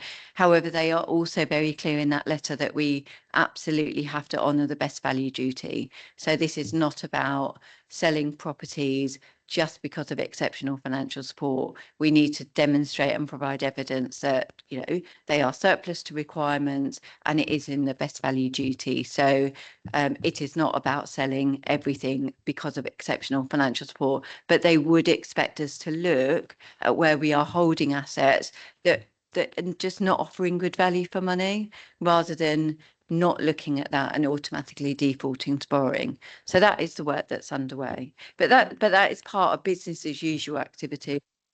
Doesn't it preempt the council from actually when assets are available, you know, one way or the other, on making the best decision? We have to sell them, isn't it? We have to find them.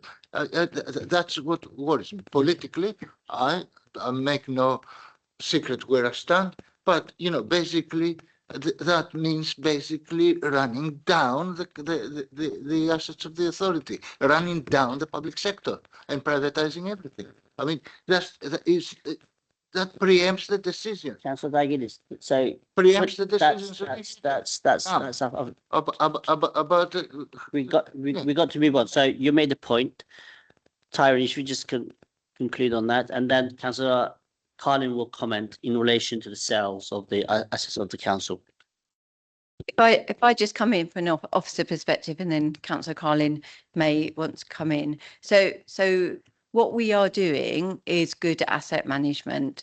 There is nothing specifically that we are doing around disposals or capital receipts that is specific for exceptional financial support. Now, the approach that we are taking, as I say, it's all got to be in line with that best value duty. We have a duty to look at all of our assets to ensure that they are offering good value for money. There is a requirement, so community assets cannot be disposed of for purposes for exceptional financial support. So there are some very tight restrictions between community assets and best value. What I would say is reviewing your asset portfolio is part of good asset management. Even if our financial position wasn't where we are, then I would still be actively encouraging that we are not holding on to assets that are surplus to our requirements, because that just isn't good value for money. So we are taking a very similar approach. We might be maybe looking in a quick, making sure that we're looking at a whole estate, because we will want to, I need to assure myself and all of the members that we are not borrowing for EFS when we don't need to. And that involves looking at our whole estate, actually. But I don't know if Councillor Carlin, you want to add anything?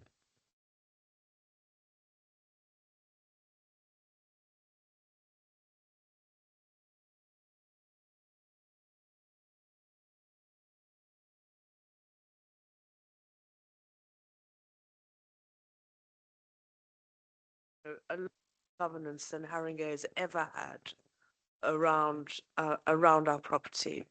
There are as Taryn says, we have to look at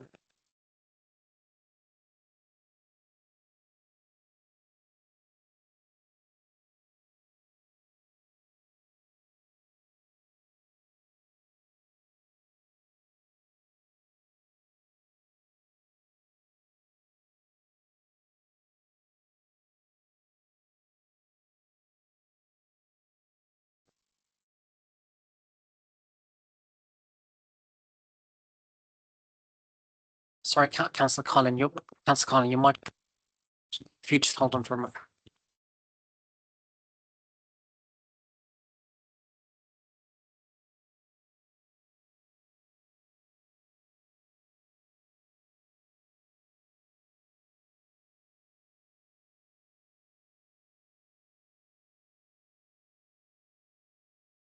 have done and have not done with assets in the past, long before my time,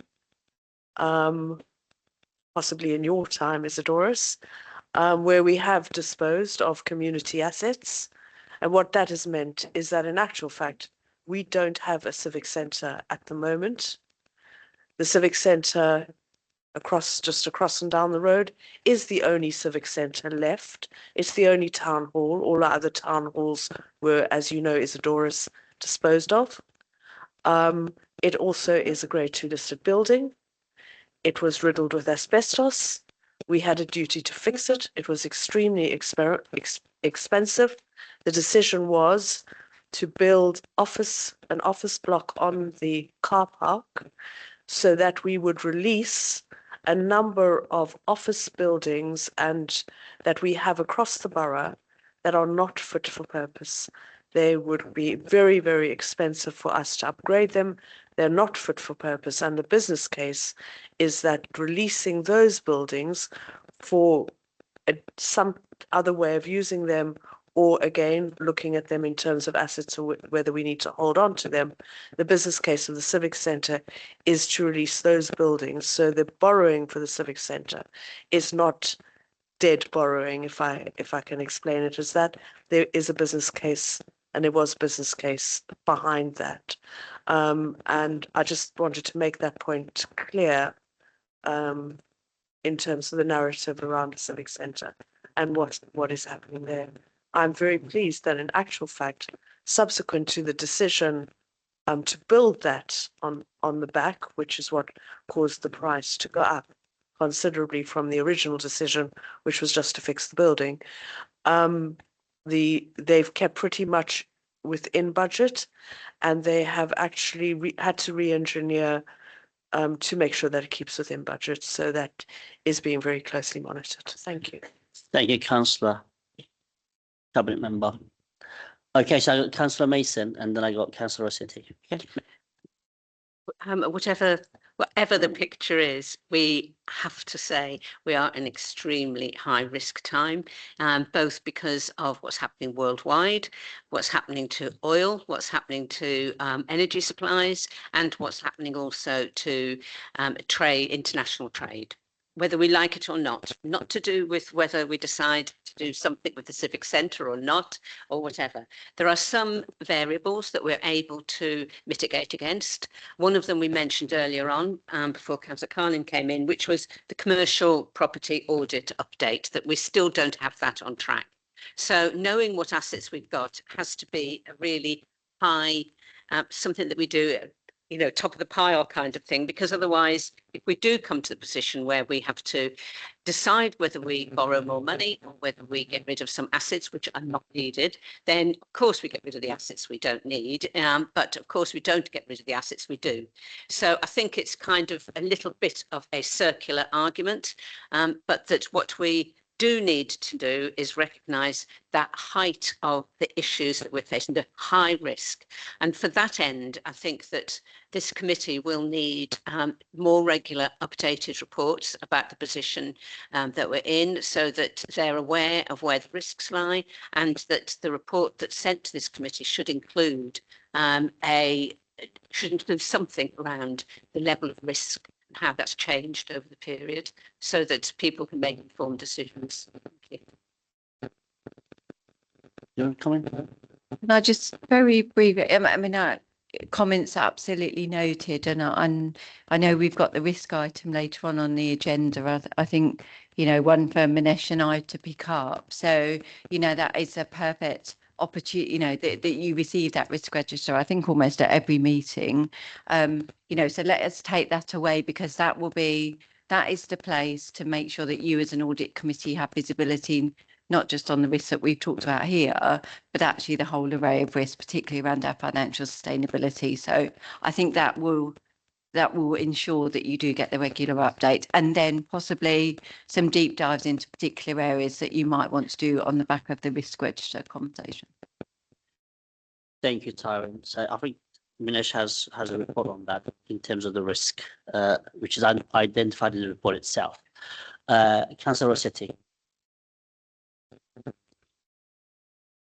Thanks. I want to ask about the table on page 39, the maturity structure of borrowing.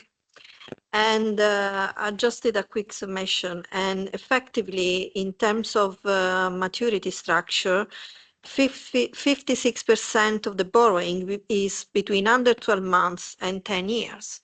So considering that we have 1,014 million pounds borrowing, that should be roughly 600 million pounds. So this, I don't think, includes the emergency support funding.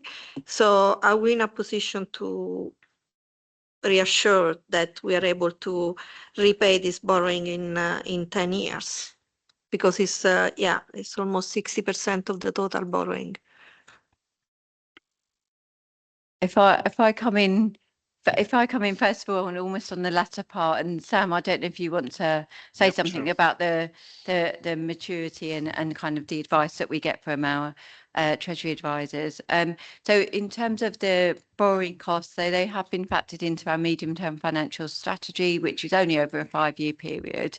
Our borrowing costs are high. We can't say that they are not, but they have been factored in, as I say, at an so the borrowing that we've done to date, but also a forecast element of borrowing based on our capital programme over the next 5 years, which includes our assumption around exceptional financial support. So the strategy, the MTFS, or the medium-term financial strategy that was agreed by council, does include the borrowing cost of that assumption. Is it affordable? Well, we still have budget gaps in future years, so you could argue no. However, given what's driving our EFS requirement, which is our statutory services and our demand and price costs, we need to do everything we can to bring down that EFS requirement and reduce our borrowing costs, both on EFS, but also we'll also be looking at the schemes within our capital programme, particularly, I suppose, if interest rates go higher, we will need to think about whether we defer some of our capital expend to reduce some of those borrowing costs. But Sam, do you want to say anything particular on the maturity Yeah. structure of the borrowing and how we determine that? Yeah, so a lot of that borrowing will not be so a lot of that borrowing will be under equal installment payments, right? So although that loan may mature over that duration, we're actually chipping away at that every year. So it won't be suddenly at year 10 we suddenly have this emergency need for 600 700 million of cash to repay all of this debt. But also a lot of those so we when we're taking advice from Arlene Close, one thing one of the main considerations is what's the most cost-effective borrowing, and it's looking at not just the structure of the loan, but that duration. So things like 20 or 30-year loans are much higher because there's much less of them on the market, so that that pushes up those costs. And then we factor in what do we anticipate those refinancing risks to be? So given to what degree we can forecast it, what do we think interest rates are going to do over that duration to when we need to refinance that debt? So those are sort of two key things we take into account when choosing the structure of those loans. And so to date, and you're quite right, a lot of that stuff is in that 10-year window, but to date, that we still view that as the appropriate duration and structure to manage down the cost of borrowing for the council. Thank you. Sorry, my understanding is that. Yeah, that's such a good question. No, because my understanding is this is not the cost of borrowing. This is the borrowing itself. So do we have a repayment plan in place of all those borrowing that will come due in the next 10 years? That's my question. Yeah, so apologies. What I'm saying is the structure, so the duration, but also the loan type, whether you're paying off equal installments over 10 years or you're repaying the debt at the entire debt at the end of that 10-year period, that has an effect on the cost of borrowing. So that has an effect on the interest rate. So we've structured it like this because we are trying to manage down that cost of borrowing and also manage the refinancing risk. So that's why you're seeing these shorter duration loans, these 10-year EIP, which is essentially what the bulk of our recent borrowing has been, because it's the appropriate balance between cost and refinancing risk. That's answered your question. Thank you. If you can re-ask that question, maybe I can phrase it in a way. So what if you can just ask that question again, what you have just asked? Almost 60% of our borrowing is due within the next 10 years. Do we have a repayment plan in place for all this money in 10 years, whether you repay in installment or you pay the full amount, at the end of in 5 or 10 years? But is this money that it needs to be repaid because it's borrowed money? Yeah. Well, it's debt that needs to be refinanced. So you shouldn't look at it as being repaid. It will be because these the repayment process on MRP for these capital schemes is much longer. This will be debt that would need to be refinanced at that time. Karen, Thanks. you want to comment? I mean, I think essentially the answer to your question is yes. So, we have a really detailed financial model that tracks all of the borrowing that we take on, when the repayments are made. It feeds into our cash flow position, etc., and that feeds into our revenue budget as well. So we will have factored in the Treasury Management Strategy Statement, Sam, covers a 5-year period, doesn't it? And that's just because of what we publish, but we will be looking at almost the total length of time of all of our borrowing, including that we've got between 40 and 50 years to look at. So we have to be factoring in those repayments. And as Sam said, there might be some loans. So if you take exceptional financial support, we can only borrow over a 20-year period. So we have to have repaid that by the end of the 20 years. There is other borrowing where there isn't that strict requirement. And actually what Sam is saying is we will take out borrowing, but we may need to refinance. So the most cost-effective way is to not, I don't know, say it's usually for housing, you tend to take out over, it's a 40-year period. but actually based on interest rates at the time, it may not be most cost effective for us to borrow across 40 years. It may be more cost effective to borrow across 10, but that means we've got to then refinance in 10 years time. But I suppose to give you some assurance, it is factored into all of our financial plans, that repayment and the additional borrowing. So repayment strategy effectively is refinancing over the years. Okay, thanks. Okay. As a great. Okay. No, because on the general fund, we are repaying the amount that we talk about when we say how much it costs us. At the moment, 5% has gone down to 7%. That includes the interest plus the repayment. What they're saying is, say you took out a mortgage on your house and you intend to pay it off over 50 years, but in actual fact, it's better for you to get a fixed term amount because the interest rate is lower. So you get a fixed term for 5 years or 10 years. So you're paying off for the 5 year or 10 year, but it was much cheaper for you to get that than if you were to take a loan for 40 years or 50 years. So it's not to say that you're not paying it off the whole time, but you're taking it. These are, these are effectively fixed loans. So you're taking a fixed loan at the cheapest possible rate. There's a risk, obviously, because as you say, the world is split, but it's not that we're not paying it off. It's that within the plan, the payment period is longer. So we're going to remortgage. Okay, not remortgage. we're not going to remortgage. We're going to finish our fixed term, and then we're going to take another fixed term at the best rate that we can get. Yes, I understand that, but the situation could be such that is, the refinancing would be much costly and might not be the best choice. At that point, we need to repay the loan. And that's essentially treasury management activity. So that is risk that you've got all the time. But I'm sure Sam has probably daily calls with our external treasury advisors.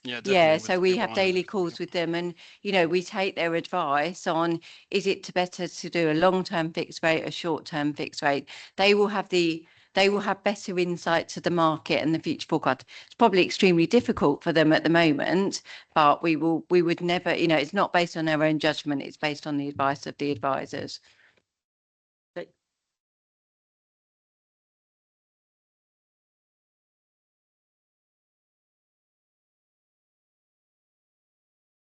So the recommendation for this item is to note the treasury management activity undertaken during the financial year to 31st of December 2025 and the performance achieved, which is attached as Appendix 1 to this report. Number 2, to note all the treasury activities were undertaken in line with the approved treasury management strategy. So I'll now move on to the next item, which is the internal audit progress report. Can I now ask Minesh to introduce the report? Thank you, Chair. So this is my usual report to the committee on the work of internal audit, and the report is up to the period 15th of February 2026. If I just highlight the key points for the committee and then take any questions. So the key points to note are that the audit plan is 68% complete as of the 15th of February. That is slightly behind schedule. I'm hoping that most of the audit days will be delivered by the end of March, but I suspect we will slip into April to complete the audit plan. I don't expect that to be too problematic because the next committee date is likely to be around July time, by which point I expect all the audit work to be finished and reported.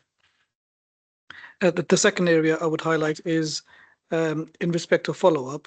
You'll see the table at page 44, that the status that I've reported in terms of the outstanding priority 1 recommendations is the same as I reported last time. That's because there hasn't been any follow-up work that we've carried out in this period, but there is work ongoing, and once it's complete, I'll email the committee with the updated position on the priority 1 recommendations. In respect of the actual audits themselves, from the last audit committee to this meeting, 5 audit areas were completed. 4 were assigned adequate assurance and 1 was assigned limited assurance. The limited assurance related to an audit of the management of the leisure centres. Members will be aware that we took on the responsibility as a local authority for managing the leisure centres, and this audit was assigned to give us assurance over 5 areas of the leisure centre management, which were the governance and oversight of the centres, staff training, health and safety management, income collection and monitoring, and performance management. In most areas, the leisure function did reasonably well, but the area where the controls were weak related to the operations around the training, particularly the health and safety training. So the auditors assigned the overall assurance as limited and raised 10 recommendations in total, 2 of which were priority ones, and they both relate to the mandatory training. I'll pause there and take any questions.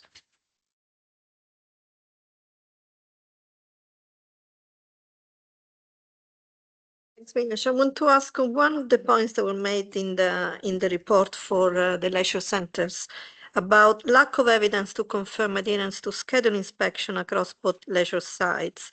I can take this as those inspections are taking place, but they're not recorded, or we have no evidence that those inspections are taking place.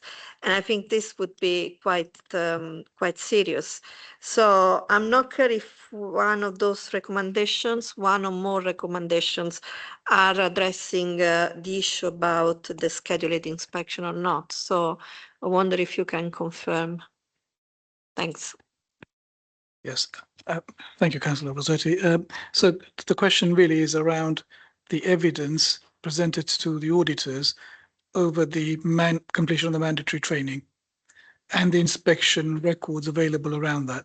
Maybe I haven't phrased that correctly, but the key issue is the auditors were looking for evidence to show that all people involved in the operation of leisure centres had the mandatory training that they should have to carry out their operations. And they found gaps in how that was being done. So when you mention schedule inspection, what do you mean exactly? Inspection of the sites? Sorry, I should have been clearer. Inspection of the records for mandatory training. Ah, okay. Sorry. Okay. So before I come to you, Councillor Diabetes, so Minesh, is there like plans to ensure that this gap is going to be fulfilled and covered? Is there like a deadline when that's going to be done? Because that's a quite important one. In terms of the mandatory training and the records and so forth, is there a plan going forward to ensure that that's properly managed? Yeah, thank you, Chair. Yeah, so the service has come back to me and said they will implement the P1 recommendations by the end of March. Councillor Diabetes, you have a question? First of all, three very short ones and then one important one. I wasn't very sure what exactly in the Mazar's report NA non-applicable means on the, instead of limited, adequate, etc. on some of the things, just to understand. And some of them where is the whether it is adequate or other. I'm just fine. Yeah, I'm just fine. Yeah, let's say page 54. There are a number of those.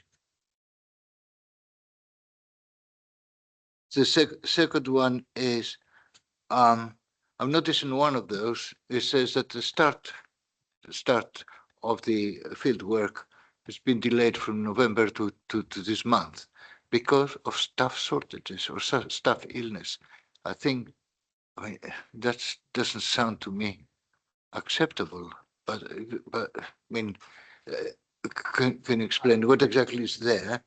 Which one you refer to? Page 50, 54? Which one of it's those? on the review. It is one of the significant ones, but I don't want to 55. go. So it's Yes. Says it's been. so it's I page can't 55, remember- I can't the remember last exactly, but paragraph at the end that Councillor Dagan is referring, Minesh. I think you probably know. Yeah. Yep.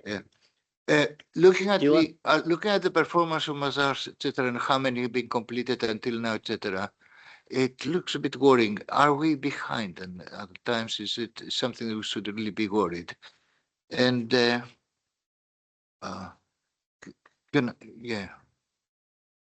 So the question is that the staff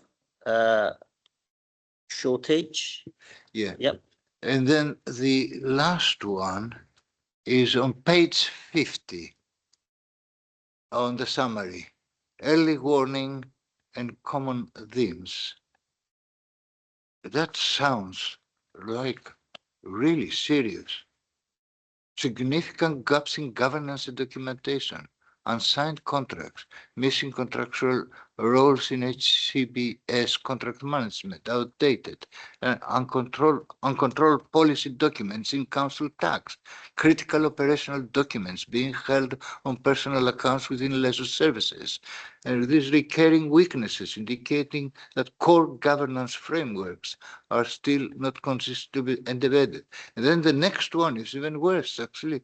It is the next dot point.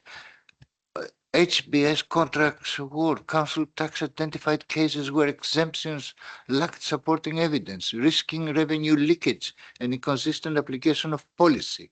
Leisure services demonstrated widespread gaps in mandatory training records, maintenance, evidence, risk assessment, and KPI.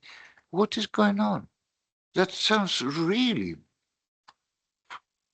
very bad, actually. I'm surprised myself for all my cynicism. Yeah. But I think that's much. I'll pick up the 4 points, and thank you for your questions, Councillor Dalakides. So the not applicables on page 54, those audits were not audits where we were trying to give opinions on the systems of control. So they were more like fact-finding interviews or regularity audits. Okay. So they're not giving an opinion, and therefore they've got the not applicable there. On the manager position, yes, look, we have a constant manager assigned to us from Mazars who acts as our liaison between all the auditors and myself. Unfortunately, the person became ill, and Mazars have now found a replacement for her. Sorry, I read it right. It's not our manager, it's the Mazars manager. Our staff, not. No, it's the Mazars manager who was unwell, because this is part of their report to me. Yeah. So that's how they reported. So it was a Mazars person. So that number 3, are we behind? Yes, we are. We are at 68% in the middle of February. I would have expected us to be higher. There were some audits that had to be put back for various reasons. They've actually begun now. So I'm hoping that by the end of March, most of the work will be done. But I expect the finalization of the reports to happen in April. So that's right. And on page 50, the references that you make from Mazars. So one of the things I asked Mazars to do is, as our long-term partner in the delivery of audit functions, I come to this committee and I explain to the committee what I think are the sort of significant issues that I need to flag to you. So I've asked Mazars to do something similar, and for them to highlight to me and to the committee on those areas where they think we should be focused. What are the areas of significance? And these are the sorts of points that they're raising, which I think are right. And they'll be the sorts of points I'll be considering in putting in my annual report when I come to the annual cycle completing and reporting back to the committee. The purpose is really, look, from an internal audit perspective, it's really important that I, along with Mazars and Vanessa as my deputy, come to the committee and provide insight and foresight into what's happening in the organization and the sorts of areas of risks that we're exposed to. So these are risks that they've identified. And to be honest, I'm not really surprised by any of them because I think we know about pretty much all of the issues. But it's useful, I think, as a useful pointer from an external body like Mazars to also highlight the sorts of things that we're dealing with. Oh, Has you got a question? Please. Thanks, Chair. Minesh, just a couple of quick ones. On page 55, the current average day for management to respond to your reports. We've got a target of 10 days. The current average is almost a month. And I kind of see that could probably contribute to where we are from a status perspective in completing our work. But is that indicative of a broader issue of some of the services not being really aware of either the issues within the service or the extent of the issues? So it's taking a bit of time to come up with a response, or is it that the service is formulating a plan and they want to put that as the response, and that's taking a bit longer? Thank you. That's a really good question. So what's happened is that the number you have is the average. In most cases, probably 75% plus, the management responses are a lot quicker than that. But this year we've had at least 2 or 3 audit reports where Mazars have reported their findings, and then the service has disagreed with some of the suggestions. So a lot of the times that you see there in terms of the period is where there's discussions taking place between the service, Mazars, and usually myself to try to really understand the nature of the risk and whether the auditors or the service need to redefine and really understand what needs to be done to fix those. So the timescales have extended because actually there's a lot of discussions taking place, and there are 2 or 3 audits which were quite important, which are really important, where we really need to be crystal clear about the risk. I think you made the point earlier with colleagues in the voids audit that they need to understand the nature of the risk very clearly to be able to come up with a real proper solution, and that is part of the reason. Truth be told, I suspect there is a little bit of the latter that you mentioned, which is that services want to be able to demonstrate that they've taken action on some of the points that have been raised. I'm not averse to that, because if services want to be prompted into action sooner to be able to show they've taken steps, fine. But there is a limit, I think, to how long officers can be given to respond to reports and for reports to be finalized.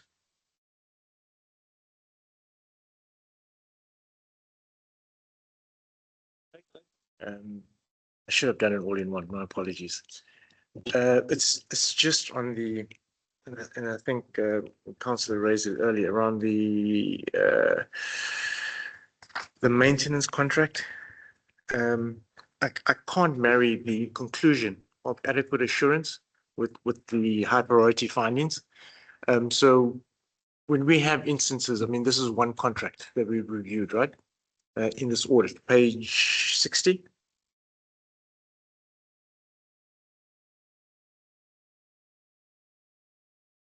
Yep.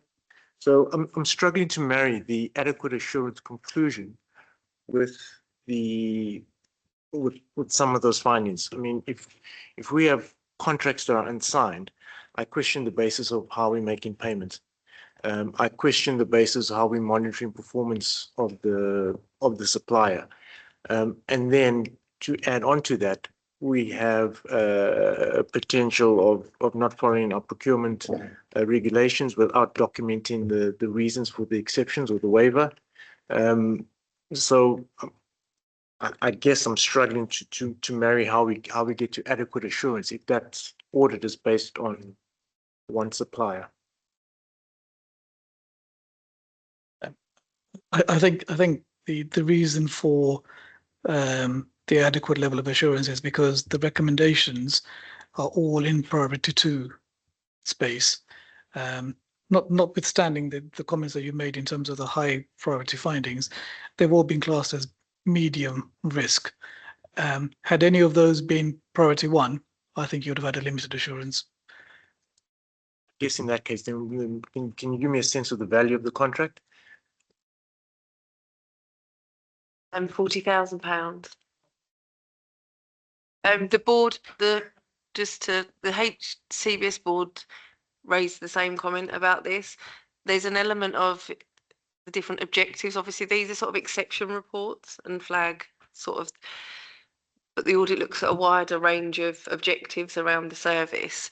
And I did raise that I've actually taken an action with regards to this because some of the things fit in with our procurement findings. So it's not necessarily just this service, it's a common across other procurement activity.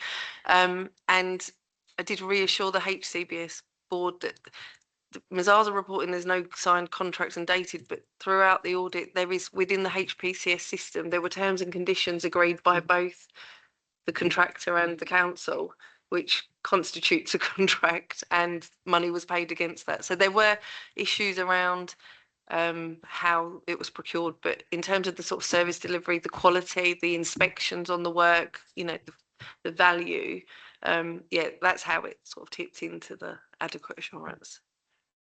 Yep, thank you. Then for the further questions on this report? Minesh, have you finished your report? You got your, yep. Yeah, let me just read the recommendation for this one first. So the recommendation for this report for the audit committee to note the audit coverage and the follow-up work completed. Okay, agreed. Right. So item number 10, which is the annual internal audit plan strategy and charter 26-27. So it's you again, Minesh. It is. Thank you, Chair. So before the start of the financial year, I come to the committee and I bring to you the internal audit plan for next year. And accompanying the plan is how we got to the plan, so what the strategy is, and the means by which the plan is delivered. So let me just introduce the paper and then take any questions. So on pages 5 to 9, you'll see that in addition to the audit strategy, we have the actual audit plan. I'll talk you through the four main parts of the paper. You'll see that before the plan, there is the strategy, which essentially sets out the activity that internal audit will carry out with with risk and governance and goals of the organization in mind. The purpose of the strategy is then to define the vision and the goal by which we will try to provide assurance to the authority. And this is actually a requirement within the the global internal audit standards that are now in place. And we had a presentation, I think around September time last year, from a member of the institute as to what that entailed. You'll see that there is also the internal audit charter, and the charter defines really the how of how internal audit is going to do its operations and how it's going to engage with the authority in delivering its assurance work. I've also attached, for information more than anything else, the protocol, and this is really the terms of engagement between the auditors and the service as to the expectations, and that sort of picks up the point that Riaz, you raised in terms of the timescales for various activity, and it sort of defines what Mazars do and what the service ought to do in terms of doing the audit work.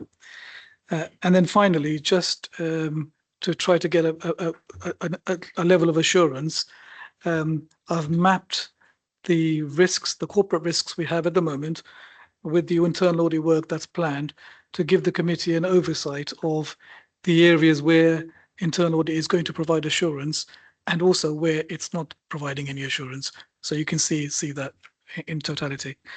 I think I'll just pause there and take questions in terms of the audit plan and any other part of the documentation. Thank you, Minesh. Is there any questions on this item? Councillor Rossetti? Thanks, Minesh. I want to ask about one of those audit area on page 73, dealing with complaints, particularly at stage 2. And I wanted to check if there is scope to look at complaints at any stage, because frankly, a lot of the workload for councillors is to chase responses of complaints from the beginning. So very selfishly, if those could be responded directly from the council to the residents, we would have, more time to really help very, more difficult cases rather than chasing answers that were due and not being received by residents. So. Thank you, Councillor Rossetti. So look, the reason I put this audit on the plan was because I'd identified a risk talking to the services that a number of our responses at stage 2, where we've responded and are then taken to the Ombudsman, and the Ombudsman finds against us, which is not satisfactory. Really at stage 2, we have an opportunity to review our original response and be satisfied that the response met the threshold and the accuracy. Because if essentially the Ombudsman is finding against us, what they're saying is that our stage 2 complaint didn't really work as well as should. So that was the purpose, but I'm happy to expand that into the entirety of the complaints process. Though I would want to make sure that this particular risk is at the forefront, because really it's a reputational risk for the authority that I'm trying to get some assurance on. That at stage 2, we respond, and I'm not saying this is going to be 100%, but we respond such that 95% of our responses are are agreed to by the Ombudsman and not overturned, which is what's happening at the moment. If I can give some insights, the response at stage 2 is always the same response at stage 1. And the residents, they just decide they go to Ombudsman because it's the same. And so there's not really any review, and it's done by the same services. And so that's the reason probably why Ombudsman comes back to us and finds us. Thanks. Councillor Mason.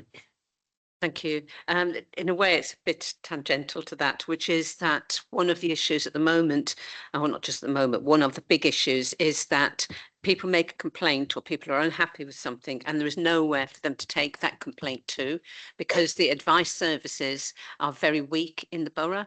There's very few places that people can go which have got space.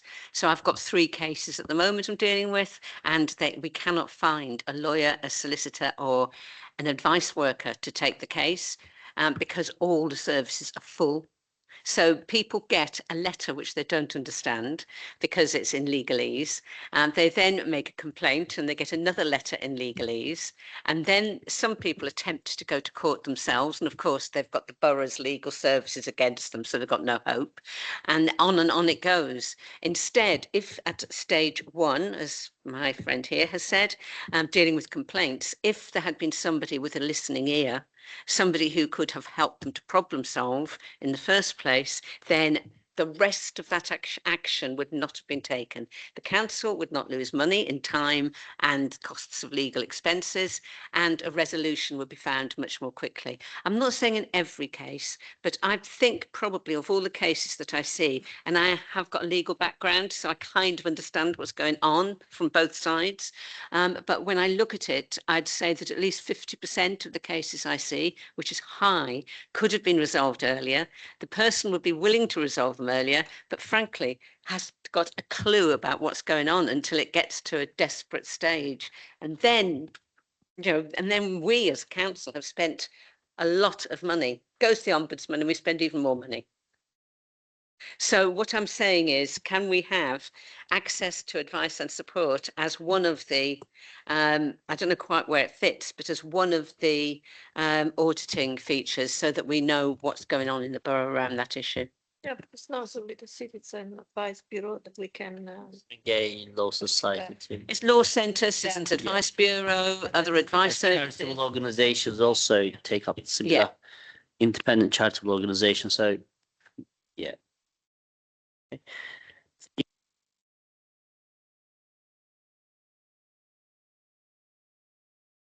Yeah, sure. On page Your meeting. 73, Mines, management of risks in respect of North London Waste Authority. What exactly does that mean? What is involved? Page 73 on the environment and resident experience bit, the first one. Yeah, but the North London Waste Authority. Yes, sure. Councillor Daggerty. So that, I mean, you'll see in the subsequent paper that one of the highest areas of risk for us is the potential levy that we could incur from the North London Waste Authority.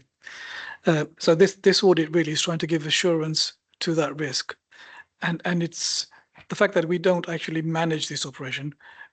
What I'm trying to do is trying to understand whether the authority has properly appraised itself of all the different facets of risk, and what steps it's taking to try to manage the risk for us and for other local authorities in the neighbouring boroughs, to mitigate the potential for that levy to arise. So it's not an audit in the usual traditional sense. It's actually a much more think strategic about what the authority is planning from a risk perspective to help us manage this risk. Follow up on that one. I know taking too We much time. have another 3 items. Okay, all right. Quick one, please. No more. Yeah, just Yeah. straight to the. I think if I understand right, it's because I mean practically we're doubling the whole thing because of some stupid decisions in the past about overdevelopment, etc. There, but having said that, the way forward it seemed to me that it would be to try to reduce the amount of rubbish that we send, the ones that they need to be incinerated. You know, that would be the safe. Is that really looking at whether we're looking at things like this, you know, the obvious way? Because at the moment, we're not going down in terms of recycling, you know, going up rather than levies. But that is the best way to reduce the levy in the future. But just one of those. But is that what we're looking at, whether we're preparing things like that? It could, because it's a risk assessment, it could be that plus a whole load of other things too. The point here is that we have a risk, and it's the articulation of the potential levy and a detailed understanding of what the risks are. That's what this is planning to do. So that could be one of the steps that we could take in future to reflect or to reduce our levy costs. But actually, there are probably a whole host of other things that we need to be doing as well, just in terms of what's happening now. If there's no, you finished with the report? Okay. If there's no further questions, I'll like to read the recommendation for this report. That the audit committee reviews and approves the updated annual internal audit strategy and plan for 2026-2027 Appendix A, the internal audit charter Appendix B, and notes the internal audit protocol Appendix C, and the assurance risk map Appendix D. Thank you so much. I'll move on to the next item, which is the item 11, risk management update, corporate risk register. Can I invite Minesh to introduce his report? Thank you, Chair. So this paper is a postponed paper from our last meeting, and reflects the Council's risk register as at the 30th of November 2025. There's a refresh happening now, and I'll bring that paper to the next meeting. What I'd want to highlight to the committee is that on the corporate risk register, we have at the moment 15 strategic risks, corporate risks. 7 of those are in that top right-hand corner in the red quadrant, and the remaining 8 are in the amber quadrant. Sorry, I have made a small mistake I've just spotted. Risk number 5 is shown in the red quadrant and the amber quadrant. That the red one is actually a mistake. It should be in just the amber. So we have 15 risks in total. For the risks which are in the red quadrant, paragraph 6.3 sets out the nature of the risk and what's being done at the moment. And similarly for the amber risks, paragraph 6.4 sets out the current position.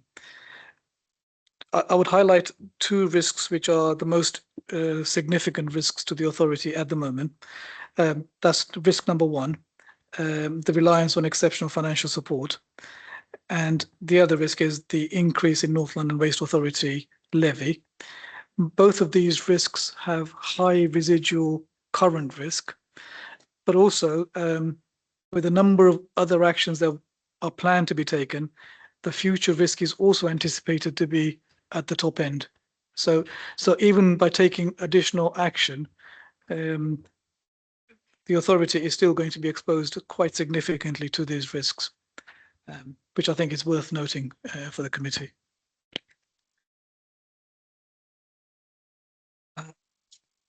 Oh yeah, sorry, I should say the actual risk register, the detailed risk register, is attached at Appendix A and sets out the in more detail the individual components of each of the risks.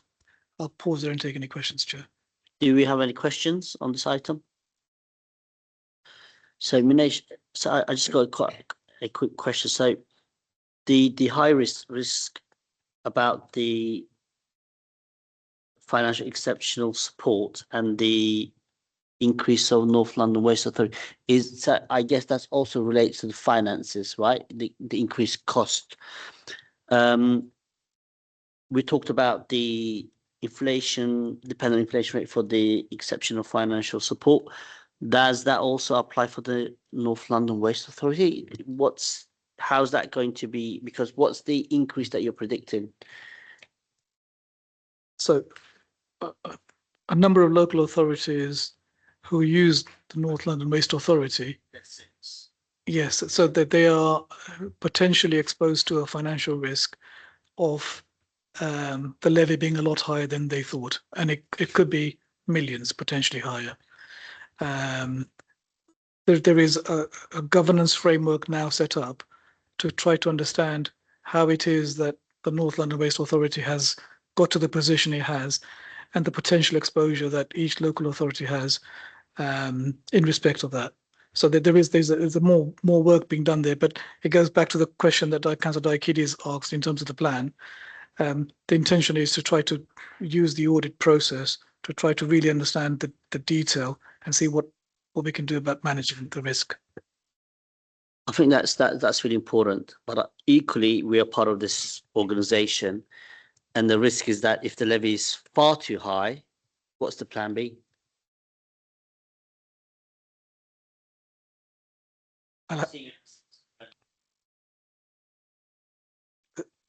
So, Chair, I don't know, but hopefully I'll find out from the piece of work that we do.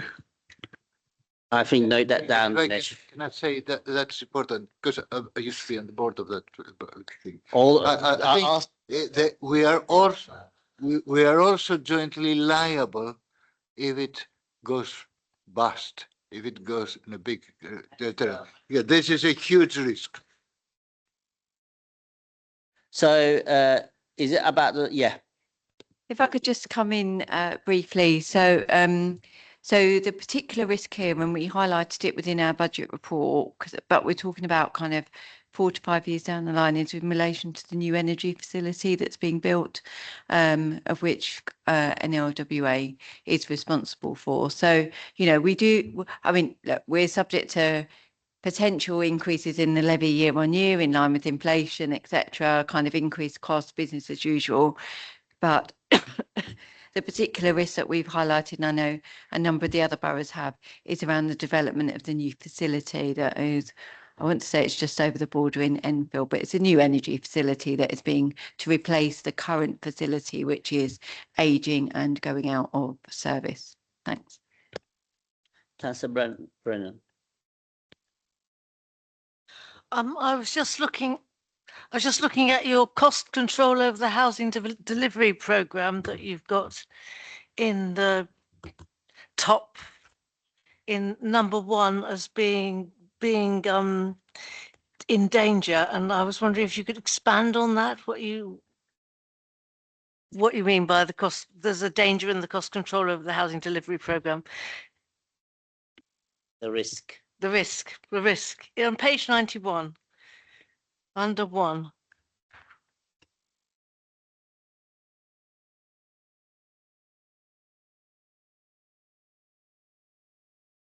You've given a risk, under the things, you've given a risk score 25 and 25 again. You've got cost control over the housing delivery programme, which I was surprised by. My apologies, Councillor Brennan, I was looking at the wrong place. So just to explain that table a bit better, what you have on the left-hand side is the actual risk. And on the right-hand side, where it says internal audit assurance, which is where you're picking up that cost control audit, that is trying to give assurance over the management of that risk. Just picking up precisely what that audit actually entails. Because of the financial position we find ourselves in, there are a number of steps that the authority has taken to try to manage its spend better. And there is a spend control panel that's been established with oversight of all spend across the authority. And this audit is trying to support the work of that panel by taking a sample of payments that are made and ensuring or testing that actually it followed the right path before the spend was committed. So we're trying to give assurance as to the effectiveness of the arrangements that the authority set up and whether there is any leakage in the way the process is being used by officers in the authority. Suggesting necessarily that there is a problem, it's just suggesting that you'll risk. It's an audit area that we want to test, yeah. Thank you, Councillor. So I got Councillor, I got Reyes, you're next, sorry. You're next, Reyes. No, it's fine. You're next. Thanks, Chair. It's really just a quick one, and I probably should have raised this when you did the internal audit plan. The document on page 91 is really helpful in terms of helping this committee see where we're getting our assurance. And I think I raised this with you, Minesh, earlier. There are some blanks, so, and it's probably not because it's not included in the plan. So it will be helpful for the committee if those blanks could be filled in either when the last time we got assurance or when we plan to have those reviewed. Thank you. That's a really good observation, and I think it would be really helpful for the committee to see the totality of the work over the last 2 or 3 years. So when I bring the annual report to the committee, what I will do is I will try to fill in the blanks where there is no assurance from next year's audit plan, but see if there was any assurance given from the previous couple of years where the audit work could inform the management of those risks. Yeah. Councillor Worrell. Thank you. I just wanted to ask about the building control risk, which in the table on page 94 has been assessed as kind of the worst impact and the highest likelihood. And on page 100, where there's more detail about it, it seems like the planning service are sort of putting like lots and lots of measures in place, and I heard a lot about that too through being on strategic planning. And so I'm just wondering, is what you're saying that despite kind of all of these mitigations that they're attempting, we're still at that this is almost definitely going to happen level of risk there? In short, yes. So not just us, but a number of local authorities are finding really hard to fill vacancies in this area. And for us, it's actually quite an important area of our operations because we have the stadium. So the service is, as you quite rightly say, trying a lot of things to try to fill the vacancies and to try to fulfill its statutory duty. But at the moment, well, sorry, as at the 30th of November, its exposure was high. And even with the steps they will take, it's still relatively high. So further mitigations will have to be found. Yeah.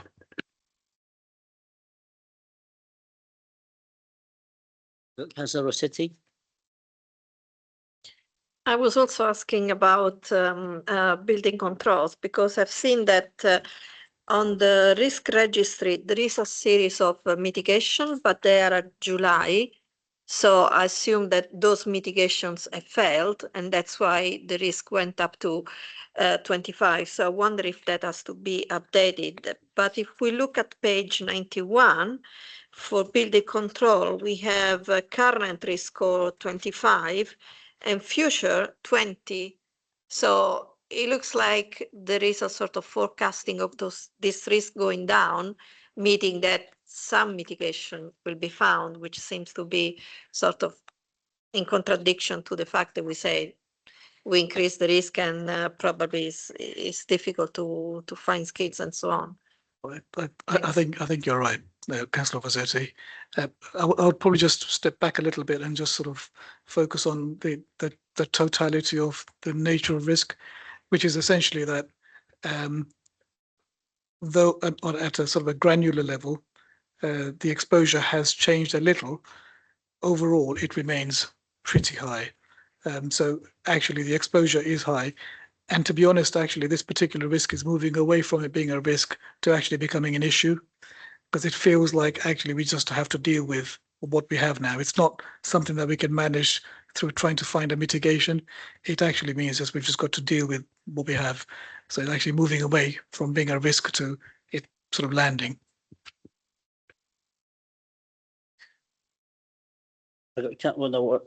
Councillor James, you had a question? Yeah, I wanted to ask about unable to attract and retain scarce skills or those in high demand. So what sort of skills are we looking at? Are we looking at, you know, brilliant computer skills, or I don't know, but unable to attract, but we must have, other councils must have the same problem. So I think this builds on the conversation we've just had around building control. Just as they are not able to attract the skills that they need, there are a whole host of other council operations who are also struggling to be able to attract the sort of staff that they want, particularly accountants, lawyers, technicians on digital services. It's quite difficult at the moment to be able to attract all the staff you need for the different professions a local authority has. And there's a number of reasons for that. A number of people sort of have moved into other sectors because there's more money there. Other people have decided to go and work through an agency or through an umbrella company because actually that's more profitable. So that means trying to recruit a permanent member of staff becomes quite tricky. I manage the insurance function, and we've had a vacancy on a claims manager for 2 years. We've been to the market 3 times, no show. And that's simply because we're competing with the private sector, who offer a lot more money, a lot more opportunity, and it's a lot for career-minded claims people. That is a much more profitable route and future development. So it becomes really hard. Subsequent to Councillor Jameson's question, so the risk. So what needs to be done in order to? Well, just to take that as a note, you don't have to answer it, but just take it as a note to think about it, to develop that kind of in-house capacity. Councillor Mason. Thank you. And thanks a lot for this. I think it's a really useful snapshot that you've given to us. Going back a couple of steps, I can't remember who's talking about it, but what we've got is a huge number of risks facing local authorities. And we've got that within, if you look at the wider picture, we know there's not enough resources, we know there's not enough money going into local authorities, and we know that we are particularly in a difficult position for a variety of different reasons. Some of them to do with our own systems and management, some of them to do with the difficulties that we face as a borough, and some of them to do with the amount of money and the leverage in a way that we can bring because of the situation that we're in. Okay, so those are there. So what what we've got is a number of risks which we have recognised. Stage 1, recognise the risks, tick. Stage 2, is there something we can do to mitigate those risks? And that's presumably what we're working on. But stage 3 has to be, and what do we do if we can't mitigate those risks? And I think that what the challenge to the overall governance and the management of this to the corporate leadership team is, what is it that we do if we can't bring those risks down? And my question is that something that is being considered, or we're still at we've got to mitigate those risks, and here is how we're trying to do it, and what are we going to do if we, blah, blah, blah, instead of just being able to take 3 steps back and say, okay, now what do we do? What is the answer? Because there has to be numerous answers, but they mightn't all be within the management functions that exist currently. That's a really good way of putting that. So look, where a risk cannot be managed and we can't do anything to influence the risk, so that risk is actually going to happen, we move away from thinking about risk to contingency planning. We have to prepare for what's then going to happen. And I know that in some areas, particularly the areas of high risk, there is contingency planning going on in terms of, well, if this happens, what are we going to do? So you move from, well, let's see if we can stop this, either through the things that make the risk happen or to somehow manage the potential exposure to us. But if we can't do that, we have to move to the next phase, which is, right, how are we going to deal with this when it happens? And so the useful thing to have here is to know which areas are being considered around contingency planning, just so that we've got full transparency going on. Tyrone, do you want to comment? Just very quickly, I think there's financial contingency planning and then there's operational contingency planning. So we'll take that away. So, I quite often say when I'm setting the budget, I manage the risks and determine how much contingency I think I need. I think that's one aspect. The second is, I think, the business continuity, the operational planning. So we'll take both of those away, because in theory, your reserves and your contingency should be aligned to the level of risk that you are carrying. So yeah.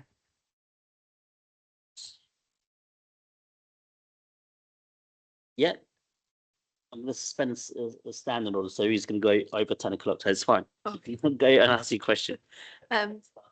Just a quick kind of clarification. Where on the risk register would it be reflected around our dependency on third-party suppliers, so that sort of supplier failure, so to speak? And I asked that only when I joined the civil service in the MOJ, we had the collapse of Carillion.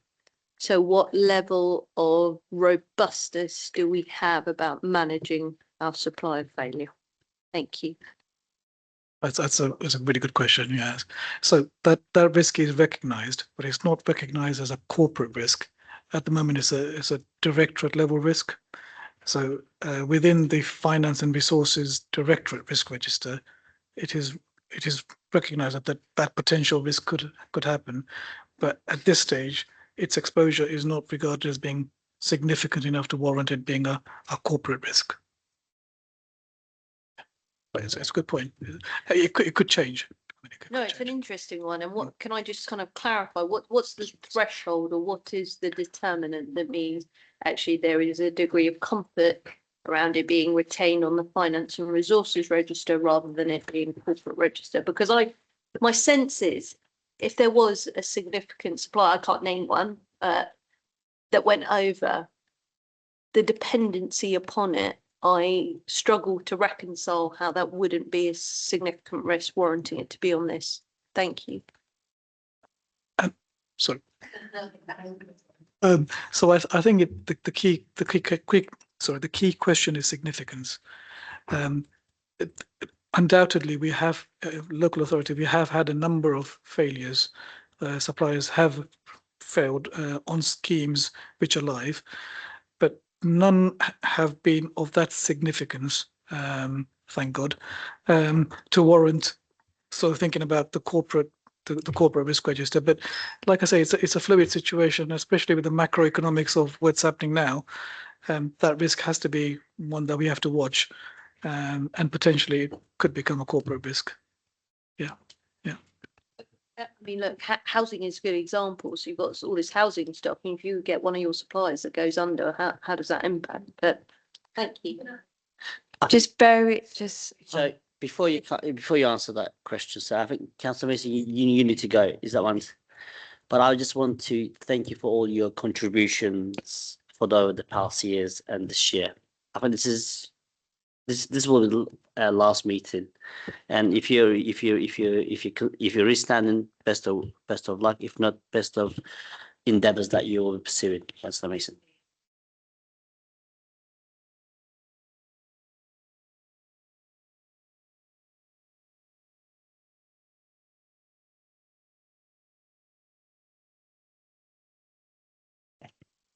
Thank you.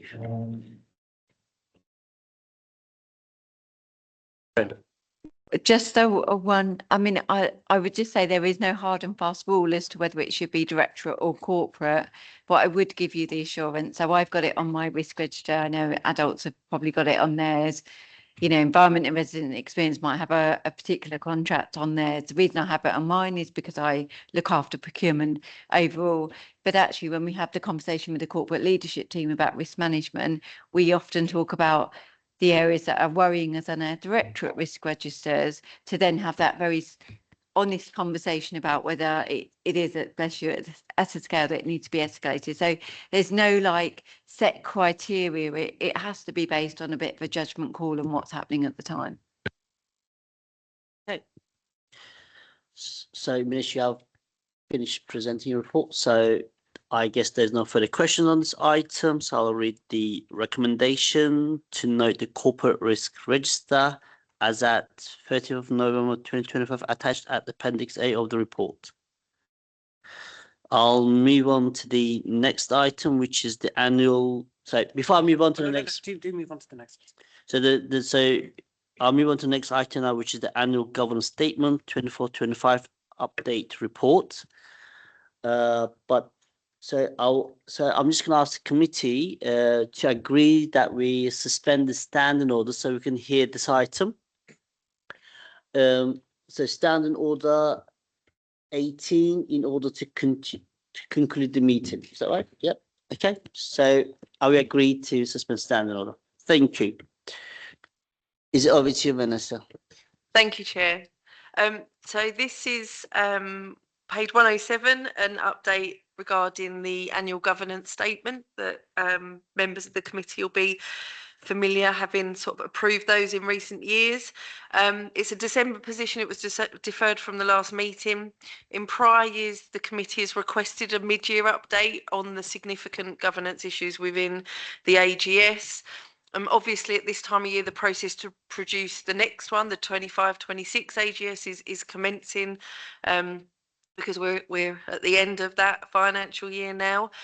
So the updates within the report set out in the table starting on page 111 have been provided to myself in an audit and risk by the issue owners and agreed by the issue owners. So yeah, just presented here for information tonight. Thank you, Chair. Thank you, Vanessa. Is there any questions on this report? No? Just an observation. Sure. And we'd spoken about this earlier, Manish. It's just we've got the action, we've got the update. What does the trajectory look like? Yeah. For each of the specific actions. Yeah. So the process feels quite open-ended. Yeah, I think some of them are really big issues and really hard to close down. They all get reviewed as part of the sort of year-end cycle and into the next year, and challenged in a sort of peer group in terms of if people, the owner will put forward whether they think the issue is now not a significant governance issue. That tends to go through sort of quite a lot of challenge and eyes. We've got a statutory officers group that get involved with this. The guidance has changed, so this will be driven more away from internal audit in future. That it's always been suggested. Now it's more specific. So we had a meeting with Fiona, the monitoring officer, today to talk about that and talk about the process. Her suggestion is that it comes more through CLT. So I think when you read them, I mean, the financial one itself, I mean, they're going to refresh the wording, maybe will change the focus, will change the actions to deal with it, will be updated. But to be honest, I can't really see any of these coming off this year. The housing one, which refers to the regulator, it's probably needs a big refresh, but given the conversations we've had here tonight, you know, housing is still high on that list of, you know, as an area that we need to look at. And look, I hear you, and I recognise the kind of depth and breadth of the actions required.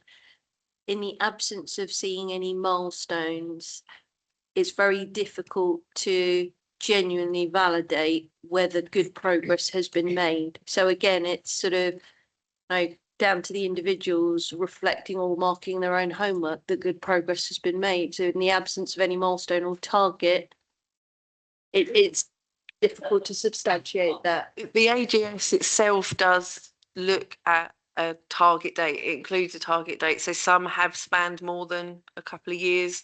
The commercial property ones, that's, you know, there was a sort of a 5-year plan around that. So it was never expected that the issues would close off. I think we feel that ourselves when we refresh them, that this, you know, how can we get these to move forward? And we definitely need to, you know, challenge ourselves to look at where they have moved down. But yeah, I think it's just the nature of they are big ticket items.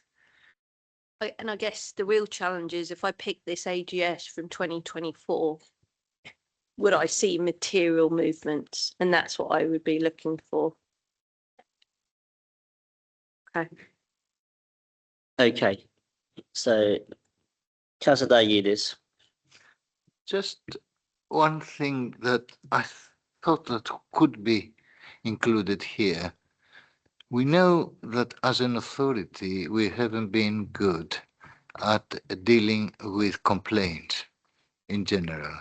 Indeed, when they arrive to the level of ombudsman, for 2 consecutive years, we've been, according to press reports, the worst authority per head of population in the country at that thing. That ties up as well with some other issues, like the ones that Councillor Mary Mason raised about advice services, etc., and the complaints we get, etc. Shouldn't that be? This is part of the management of the governance. Shouldn't that probably be highlighted as well here? Thank you, Councillor Diaguides. I think that's a really good observation. So this process, the review of our governance and the identification of significant governance issues, is one where we go through the entirety of the council operations and try to assess the significance of each one of those. So your point I note, and what I will do is I'll speak to the appropriate director of the service and try to get sort of empirical information that will help inform whether this becomes a significant governance issue or a governance issue. Either way, it needs to be dealt with, but it's just the recognition of that, which I think is a fair point. There's no further questions on this item, so the recommendation is to note the progress report. Yep. Thank you. So there's no any other business. Minesh, any other business? Any Any other other business?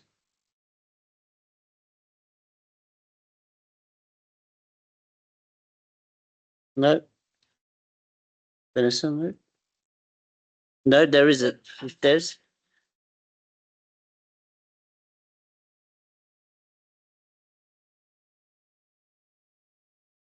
So sorry, It's sorry. So it's live recording. So that's I'll probably say something afterwards. If that's okay. So if I can ask members and the officers can stay. Yep. Yeah. So when we end the record, when we end it, so the meeting has ended now. So yeah, well, 1 second, end the meeting. the I'm sorry for Yeah.